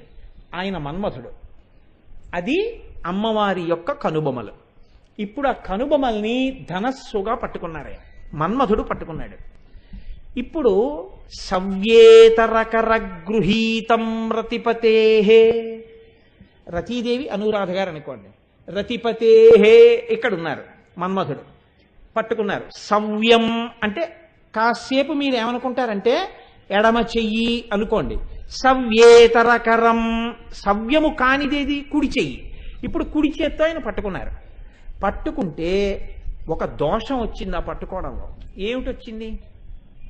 మీరు ఎడం చేతి పక్క నుంచి చూస్తున్నప్పుడు మీరు ఎంత జాగ్రత్తగా అయినా పట్టుకున్నా ఆ వేళ్ల మధ్యలోంచి ఆ ధనస్సు యొక్క కొంత భాగం కనపడుతోంది. చూడండి, కనపడుతోందా లేదా? ఆ వేళ్ళు ఇంకొంచెం పొరపాటున కానీ విచ్చుకున్నాయి అనుకోండి, ఇంకొంచెం విప్పండి గోపి గారు, కొంచెం ఇలా విడిగా పట్టుకోండి. అలా పట్టుకున్నారనుకోండి, ఇప్పుడు ఇంకా బాగా ధనస్సు కనపడిపోతుందా లోపల నుంచి? ఇప్పుడు అక్కడ ధనస్సు ఉందా అసలు? కనుబొమల మధ్యలో లేదు. కనుబొమల మధ్యలో జాగా ఉంది. ఈ జాగా ధనస్సు పట్టుకున్న ప్రదేశం అయిపోవాలి. ఉన్నది అన్నట్టు మీకు కనపడాలి, లేదు అని తెలియకూడదు. అక్కడ మన్మధుడి చెయ్యి ఉండాలి. చెయ్యి ఉండాలంటే ఏ చేత్తో పట్టుకుంటే మీకు తెలియదు ఉందో లేదో. ఈ చెయ్యి తీసి ఈ చేత్తో పట్టుకోండి. ఇప్పుడు ఆయన మణికట్టు కనపడుతోంది తప్ప అసలు ఆ లోపల ఉందో లేదో మీకు తెలుస్తోందా? ధనస్సు ఉంది కాబట్టే పట్టుకున్నారు. శంకరాచార్యులు వారు అన్నారు, అక్కడ లేదని ఎవరు చెప్పారో అక్కడ మన్మధుడి మణికట్టు ఉంది అందుకే కనపడలేదు అన్నారు. అలా అయితే మన్మధుడి మణికట్టు మాకెందుకు కనపడదంటారేమో. మన్మధుడికి శరీరం లేదు కాబట్టి ఆ మణికట్టు నీకు కనపడక 2 కనుబల మధ్య ఖాళీలా కనపడింది. ఇప్పుడు ఆగండి ఆగండి ఆగండి, ఇంకా ఉంది, ఆగండి. అమ్మ అంత తొందరగా వెళ్ళిపోతే ఎలా? మీరు ఒక్క పావు గంటకి గోపి గారు మీరు అలా అంటే నెత్తికి ఎత్తుకుని 8 రోజులు కూర్చుంటున్నానే, ఎంత కష్టం చూడండి. వెరీ గుడ్ వెరీ గుడ్, అలా ఉండండి. సవ్యేతరకరగృహీతం రతిపతే. ఇప్పుడు ఎడం చేత్తో పట్టుకున్నాడా మన్మధుడు, కుడి చేత్తో పట్టుకున్నాడా? ఎడం చేత్తో. ఎందుకని? ఎడం చేత్తో పట్టుకుంటేనే ధనస్సు యొక్క మధ్యలో ఉన్న ఖాళీ కనపడదు, ఇది కప్పేస్తుంది. అప్పుడు లోపల ఉండిపోయింది ధనస్సు, అంతే. ఖాళీగా ఉందని మీకు తెలియదు, ఖాళీగా ఉందనరు, అందులో ఉండిపోయింది అంటారంతే. అది తప్ప ఖాళీగా ఉందన్న మాట మీ నోటి వెంట రావడానికి అవకాశం లేదు. ఇప్పుడు అందులో ఉండిపోయింది. ఇప్పుడు మళ్ళీ పట్టుకోండి ఎడం చేత్తో. ఇప్పుడు వింటినారేమైంది? ఆ ధనస్సుకి వింటినారు ఎటుంటుంది? ఇప్పుడు వింటినారి లాగా తీసినట్టు తీయండి కుడి చేత్తో ఒకసారి. తీస్తుంటే ఈ ఎక్కడ ఆయన పట్టుకున్నారో వింటినారి కూడా మీకు లేనిది కనపడదుగా, ఈ చెయ్యి అడ్డేస్తోందిగా. కాబట్టి ఇప్పుడు ఈ ముక్కు దగ్గర వింటినారి లేదని మీరు ఎలా అనగలరా? చెయ్యి అడ్డుతోంది కాబట్టి మీకు కనపట్టలేదు తప్ప చూపుల చేత వింటినారి కూడా ఉంది వెనకాల. ఇప్పుడు అమ్మవారి కనుబొమలు ఒక్క ధనస్సు అయిపోయాయా? అయిపోలేదా? ఎప్పుడైపోయాయి? ఇప్పుడు కూర్చోండి. గోపి గారు, గోపి గారు ఒక్కసారి ఇలా రండి. మీరు ఇవాళ అందరికీ అర్థమయ్యేటట్టుగా ఎంత బాగా చేసినందుకు నేను వేసుకున్న అమ్మవారి ప్రసాదంగా మీకు చక్కగా కూర్చోండి. కాబట్టి మీరు అలా నించోబట్టి అందరికి అర్థమైంది. గోపి గారు తీసుకెళ్ళండి, చక్కగా కూర్చోండి. సవ్యేతరకర గృహీతం రతిపతే. ఇప్పుడు కుడి చేత్తో పట్టుకున్నాడా ఎడం చేత్తో పట్టుకున్నాడా మన్మధుడు అని అడిగారు అనుకోండి, ఎలా పట్టుకుంటాడు? ఎడం చేత్తో పట్టుకున్నాడు. కానీ నేను మీకు చెప్పేశాను కాబట్టి ఇంత తేలిగ్గా మీకు ఉంది. కానీ ఇది అర్థం చేసుకోవాలంటే ఈ శ్లోకాన్ని అమ్మవారి కనుబొమల మధ్య భాగాన్ని మన్మధుడు ఏ చేత్తో పట్టుకున్నాడు అన్నది ఇక్కడ ధ్యానంలో మీరు చూడాలంటే కుడి చేత్తో పట్టుకుంటే ఏమి ఇబ్బంది, ఎడం చేత్తో పట్టుకుంటే ఏమి ఇబ్బంది, అట్నుంచి పట్టుకుంటే ఏమి ఇబ్బంది, ఇట్నుంచి పట్టుకుంటే ఏమి ఇబ్బంది, ఇన్నిటిని మీరు చూడాలంటే మీరు లోపల ఎంత ధ్యానమో చేస్తే సవ్యేతరకర గృహీతం రతిపతే, ఏ చేత్తో పట్టుకున్నాడు అన్నది మీకప్పుడు అర్థమవుతుంది. ఇప్పుడు మీరు ఆలోచించండి, అమ్మవారి కనుబొమలు చమత్కారంగా మీకు తెలియకుండానే ఇది కనుబొమలు కాదు ధనస్సు అన్న భావనతో మీరు అందులో చొప్పించి మన్మధుడి చేతితో సహా చూసేశారా? అది చూసేయడం వల్ల ఏమైందో తెలుసా అండి? నేను పరమ సత్యం చెప్తున్నాను. మీకు భయంకరమైన భయం కల్పించగలిగినటువంటి పెద్ద పాపరాశి ధ్వంసమైపోయింది ఆ క్షణంలో. ఇది ఆ నామం యొక్క ప్రయోజనం. వదనస్మరమాంగల్య గృహతో రణచిల్లిక అని ఎందుకన్నారంటే ఆయన భయాన్ని ఎలా తీర్చిందో అలా మీ అందరి భయాల్ని కూడా తీర్చగలిగినటువంటి అమ్మ. ఇది చెప్పడం కోసమని ఆ తల్లి రెండు కనుబొమలు ఒక ధనస్సు చెయ్యి అని శంకరాచార్యుల వారు ఇంత గొప్ప స్థితిని మనకి అందించారు. కాబట్టి చూడండి, అంత గొప్ప స్థితిని ఇంతమంది భయాన్ని తీయడానికి ఆవిడికి అధికారం ఎంత గొప్పది. ఇప్పుడు ఇంకో ప్రశ్న వస్తుంది కదండి, ఏమంటే ఆవిడ అంత తేలిగ్గా తీసేస్తానంటే, కనుబొమలు చూసినంత మాత్రం చేత భయం తీసేస్తానంటే అంత శక్తి ఆవిడలో ఎలా వచ్చింది అంటే ఆ కనుబొమల కదలికలకి అన్ని వ్యాపారాలు జరుగుతాయన్నారు శంకరాచార్య. ఇప్పుడు నోటితో చెప్తే చేశారనుకోండి ఒక స్థాయి, నోటితో చెప్తే వింటలేదని కాగితం మీద పెట్టారనుకోండి ఒక స్థాయి, కాగితం మీద పెట్టినా వింటలేదని బలవంతంగా చేయించారనుకోండి ఒక స్థాయి, ఏమీ చెప్పకుండా అనేటప్పటికి జరిగిందనుకోండి ఆయన అధికారం వేరు కదండి. ఆయన అసలు మాట్లాడరండి అంటారంతే, పనులు అయిపోతాయి. కనుబొమ్మలతో చేయిస్తాడండి, కనుసైగతో పనులు జరుగుతాయి. ఆయన శక్తి అది, అలా నడిపిస్తాడు రథాన్ని అంటారు. కనుబొమ్మ కదలిక చేత చేయించడం, ఆజ్ఞాపించడం ముఖంలో ఒక్క కనుబొమ్మకే చెల్లు, ఇంకే దేనికి ఉండదు ఆ శాసకత్వం. మీరు చాలా జాగ్రత్తగా చూడండి. నేను నా పెదవితో మిమ్మల్ని కూర్చోమ్మని కానీ ఏం సంగతి అని కానీ, నా పెదవితో కానీ ముక్కుతో కానీ కంటితో కానీ నేను అనలేను. ఏమిటి ఆ పిచ్చి పిచ్చి వేషాలు అనవలసి వచ్చింది అనుకోండి సభలో, ఇలా చూసి అన్నామనుకోండి సత్యవాణి గారిని, అంటే ఏమిటి ఆ పిచ్చి పిచ్చి వేషాలు అంటే, అమ్మ మీరేం చేశారని కాదు సుమా, అమ్మ మీరైతే ఏమిటంటే నా కూతురు లాంటి వారు స్వతంత్రంగా అనొచ్చు, అందుకని అన్నాను అనుకోండి. ఏమిటది, వెంటనే ఏదో పొరపాటు జరుగుతోందనమాట అని ఆవిడ అప్పటిదాకా ఏ సెల్తోనో ఆడుకుంటున్న ఆవిడ జాగ్రత్తగా సెల్ పక్కన పెట్టేసి బుద్ధిగా కూర్చుంటారు. అంటే ఇప్పుడు నేను ముఖంలో దేనితో అలా కదిపితే శాసించగలిగాను అవతల వారిని, కనుబొమ్మతో చేయగలిగాను.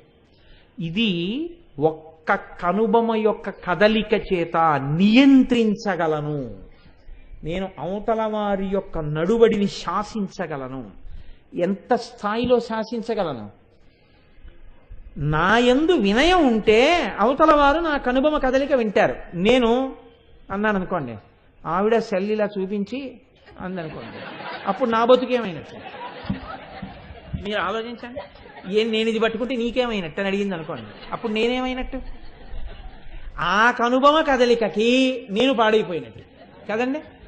అంటే నా చేత శాసింపబలవలసినటువంటి వ్యక్తి కాని వారిని నిష్కారణంగా శాసించాను, నా మర్యాద భంగమైంది. అంటే ఎవరి మీద పడితే వారి మీద కనుబొమ్మలు ఎత్తడం కుదరదు. ఎవరు నువ్వు కనుబొమ్మ ఎత్తితే వారు వింటారో వారి మీదే కనుబొమ్మలు ఎత్తాలి. అంతేగాని అందరి మీద కనుబొమ్మలు ఎత్తితే నీ మర్యాద పోతుంది, వాళ్ళు ఎత్తితే కదండి. అమ్మవారికి కూడా అలా ఉంటుందా? అయ్య బాబోయ్, కనుబొమ్మలు అంటే ఎంత దూరం వెళ్ళారండి. అందుకని వదన స్మరమాంగల్య గృహతో రణచిల్లిక, ఆ కనుబొమ్మతో ఎంత దూరం వెడుతున్నారో చూడండి. వసిన్యాది దేవతలు ఎంత దూరం వెడుతున్నారో, వ్యాసుడు ఎంత దూరం వెడుతున్నారో చూడండి. శంకరాచార్యులు వారు, శంకరులు అన్నారు, ఆవిడ ఇలా అంటే ఏమవుతుందో నీకు చెప్తాను వినన్నారు.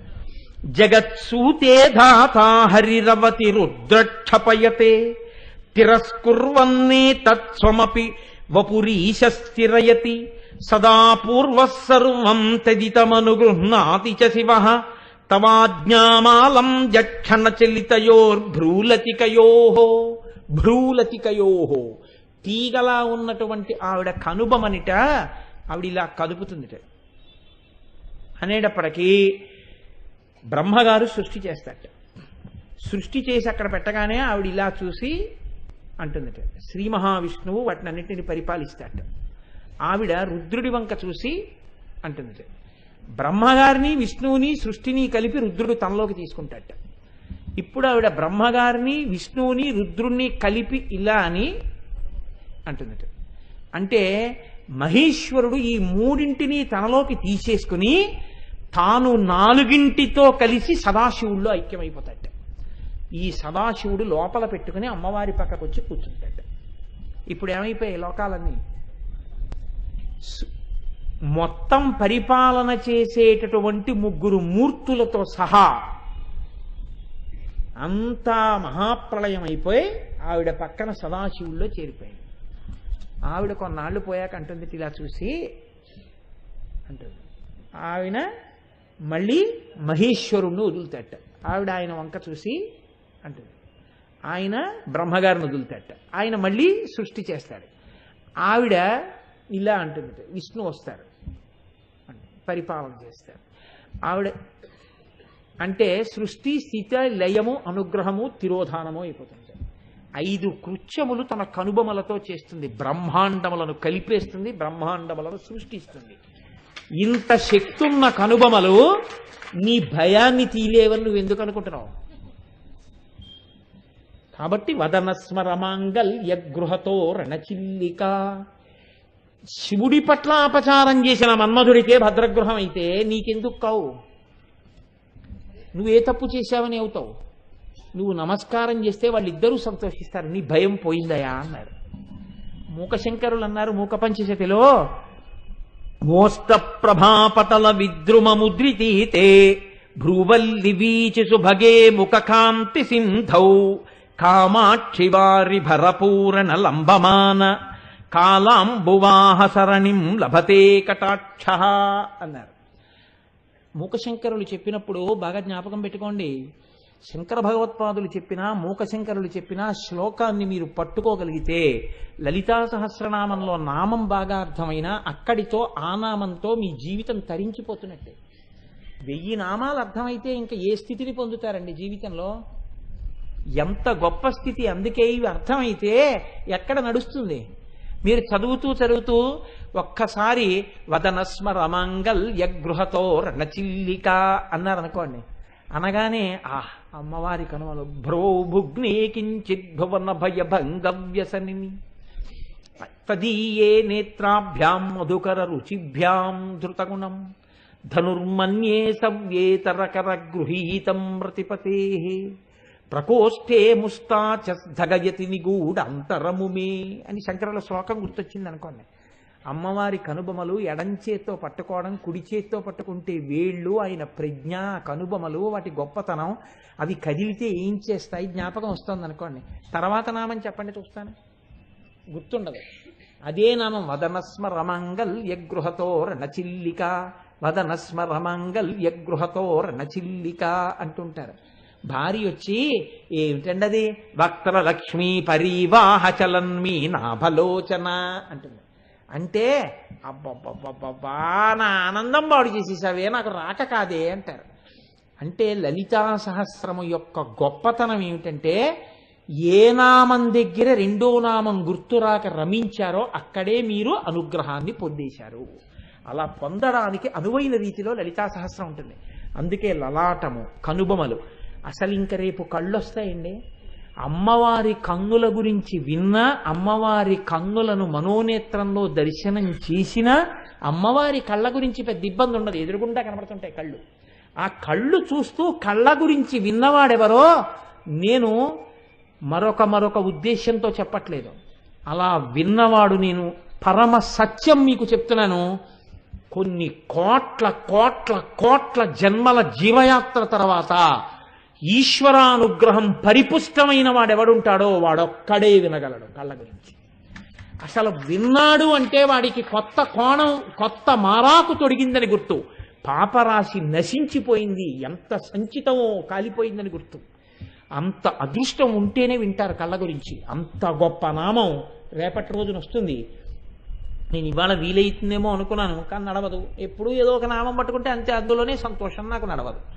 సరే, మూకశంకరులు అమ్మవారి యొక్క కనుబొమలు చూస్తూ చెప్తున్నారు. ఏమని? అమ్మా, నీ ముఖము ముఖములా కనపట్టలేదు, నీ ముఖము చూస్తే కాంతి సముద్రములా కనపడుతోంది. కాంతి సముద్రంలా ఉంటే అది అమ్మవారి యొక్క ముఖంట. సముద్రం అనేటప్పటికీ మీరు ఆలోచించండి, సముద్రం గాంభీర్యమునకు చిహ్నం. సముద్రంలో ఎప్పుడూ కెరటములు లేచి పడుతుంటాయి. బయట పెద్ద కెరటాలు ఉంటాయి, లోపల చిన్న చిన్ని కెరటాలు ఎప్పుడూ కదులుతుంటాయి. ఎప్పుడు ఏదో ఘోషగా ఉంటుంది. నిత్య చైతన్యమునకు సముద్రము ఆలవాలమై ఉంటుంది. అలా ఆ కన్నులను ఆ సముద్రాన్ని నమ్ముకుని ఎంతమందో ఉంటారు. ఆ సముద్రం అడుగున పగడాల దగ్గర నుంచి అన్ని దొరుకుతాయి. అందుకే మూకశంకరులు అన్నారు, ఓష్టప్రభా పటల విద్రుమముద్రితేతే. అమ్మా, నీ ముఖమనేటటువంటి కాంతికి అడుగున పగడముల కాంతితో కూడిన నీరు కనపడుతోంది అన్నారు. అంటే ఎర్రటి వస్తువు కింద ఉందనుకోండి, పైన నీళ్లు కూడా కొంచెం ఎర్రగా ఉన్నట్టు కనపడతాయి. అంటే ఆ సముద్రపు లోతుకెళ్లిన వాడికే పగడం ఉన్నటువంటి నీరు ఎర్రగా ఉందని కనబడుతుంది, పైన చూసిన వాడికి నీలం సముద్రమే కనపడుతుంది. అంటే ఇప్పుడు అంత దర్శనం చేసినటువంటి మూకశంకరుల నోటి వెంట వస్తోంది ఆ శ్లోకం. ఆయన అంటున్నారు, అమ్మా, నీ ముఖమనేటటువంటి కాంతి సముద్రంలో పగడములు కనబడుతున్నాయి. ఏదా పగడం? ఓష్ఠ. నీ కింది పెదివి, ఎర్ర పెదివి పగడంలా మెరిసిపోతోంది కాంతితో. కాబట్టి పగడాలున్నాయి సముద్రంలో. భ్రువల్లి వీచి సుభగే ముఖకాంతి సింధౌ. నీ ముఖకాంతి అనబడేటటువంటి సముద్రంలో భ్రువల్లి వీచి, ఈ కనుబొమలనేటటువంటి తరంగములు పైకి లేచి పడుతున్నాయి. ఎందుకని? పిల్లల కష్టాలు చూసినప్పుడు భ్రువౌ భుగ్నే, అయ్యో వీళ్ళకి ఎప్పుడు పోతుంది భయం, నా వంక చూస్తే చాలు పోగొడతాను. రెండు, ఏమండి అసలు భయం లేకుండానే చేయొచ్చుగా. భయం లేకుండా చేస్తే అమ్మవారి వైపు తిరిగి అమ్మవారికి నమస్కరించి భయం పోగొట్టుకున్న తృప్తి మీకెప్పుడు వస్తుంది? అసలు ఆ ఆనందం కలగాలంటే ఆవిడ వంక చూడాలి, అప్పుడు కదా తృప్తి, ఆ ఆనందం. కాబట్టి ఇప్పుడు భ్రువల్లి వీచి, సృష్టి స్థితి లయ అనుగ్రహం తిరోధానం జరుగుతున్నాయంటే ఆ కనుబొమలు లేచి పడుతున్నట్లేగా. కాబట్టి పైకి లేచిపడే ఆ కనుబొమలే ఆ కాంతి సముద్రమునందున్నటువంటి కెరటములు. ఎలాగా నిజంగా ఎంత తత్వదర్శనం చేశారో చూడండి మూకశంకరులు అని ఆయన అంటారు. కామాక్షివారిభరపూరణ లంబమాన కాలాంబువాహ సరణిం లభతే కటాక్ష. కటాక్షము అన్న మాటకు అర్థం ఏమిటంటే, ఇలా చూసిన చూపుని కటాక్షం అనరు. ఇలా చూసిన చూపు మనం తట్టుకోలేం కూడా. అమ్మవారు అనుగ్రహించాలంటే కటాక్షమును మనం ఎందు వర్షిస్తుంది. కటాక్షము అంటే కడగంటి చూపు. అందుకే శంకరాచార్యులు వారి సౌందర్యలహరి చేస్తే కటాక్ష వీక్షణ ఐశ్వర్య అంటారు. కటాక్ష వీక్షణమే ఐశ్వర్యం. కటాక్షం అంటే ఇలా చూడక్కర్లేదు, ఎప్పుడూ గమనించడం. ఈ వస్తువుని జాగ్రత్తగా చూసుకోవాలి అనుకుంటే ఏం చేస్తాం? ఇప్పుడు నాకు ఈ పూలదండ మీద చాలా నచ్చింది అనుకోండి, ఉపన్యాసం చెప్తూ చెప్తూ ఇది ఉందో ఎవరన్నా పట్టుకుపోయారో అనుకున్నాను అనుకోండి, ఇలా చూస్తూ చూస్తూ అలా ఒకసారి చూస్తూ ఉంటాను. అలా చూసుకుంటున్నాను అనుకోండి, కటాక్షం ప్రసరిస్తోంది అనమాట. అంటే ఈ కడగంటి చూపుతో చూస్తున్నాను. ప్రత్యేకంగా రెండు కన్నులను ఒక చివరకి తెచ్చి ఆ చివర నుంచి పడుతున్నటువంటి లేశమైన దృష్టి చేత చూడడంలో నిజమైన నా ప్రేమ ఉంది, ఇలా చూడడంలో యాదృచ్ఛికమైన చూపు ఉంది. ఒక్కొక్కసారి సభకి ఎవరొచ్చారో కూడా గుర్తుండదు, లోపల విషయం మీద గుర్తుంటుంది. ప్రత్యేకం చూస్తున్నాను అనుకోండి, వెతికి ఆ ఇష్టమైన వస్తువు ఉందనుకోండి, ఇలా చూస్తున్నా అనోసారి అలా అలా చూసుకుంటూ ఉంటాం. అలా చూసుకుంటుంటే కటాక్షం అన్నమాట. కడగంటి చూపులు పడుతున్నాయి. ఆ కడగంటి చూపు ప్రేమకి చిహ్నం. ఈ కడగంటి చూపు ఏమిటో తెలుసా అమ్మా? నీ కారుణ్యాన్ని మాకు పట్టుకుని వచ్చేటటువంటి మేఘం వేళ్లాడుతోంది ఆ రూపంలో అన్నారు ముఖశంకరులు. నువ్వు ఇలా అన్నప్పుడల్లా మా మీద వచ్చి పడేటటువంటి కారుణ్యం అనేటటువంటి నీటితో కూడిన మేఘం అది ఎందుకు ఇక్కడ వేలాడుతోంది చివర అంటే, ఈ కళ్ళల్లో ఉన్న కాంతి దీప్తి మమ్మల్ని రక్షించగలిగిన శక్తిని అది తాగి పట్టుకొచ్చి ఈ చివరి నుంచి మా మీద వర్షిస్తుంది. మేఘం ఎంత అపేక్ష లేకుండా వచ్చి వర్షిస్తుందో, నీ కటాక్షం అనేటటువంటి మేఘం కూడా మా మీద అలాగే వర్షిస్తోందమ్మా. అందుకని నీ కనుబొమలు అందులో నిత్య చైతన్యమునకు సూచికలై పైకి లేచి పడుతున్నటువంటి తరంగములు అన్నారు. ఒక్కొక్క మహానుభావుడు ఒక్కొక్కలా దర్శనం చేసి తరించిపోయారు. కాబట్టి ఏ కోణంలో చూసినా అమ్మవారి యొక్క కనుబొమల దర్శనం మీ భయమును పోగొట్టగలిగినటువంటి శక్తి కేంద్రములు.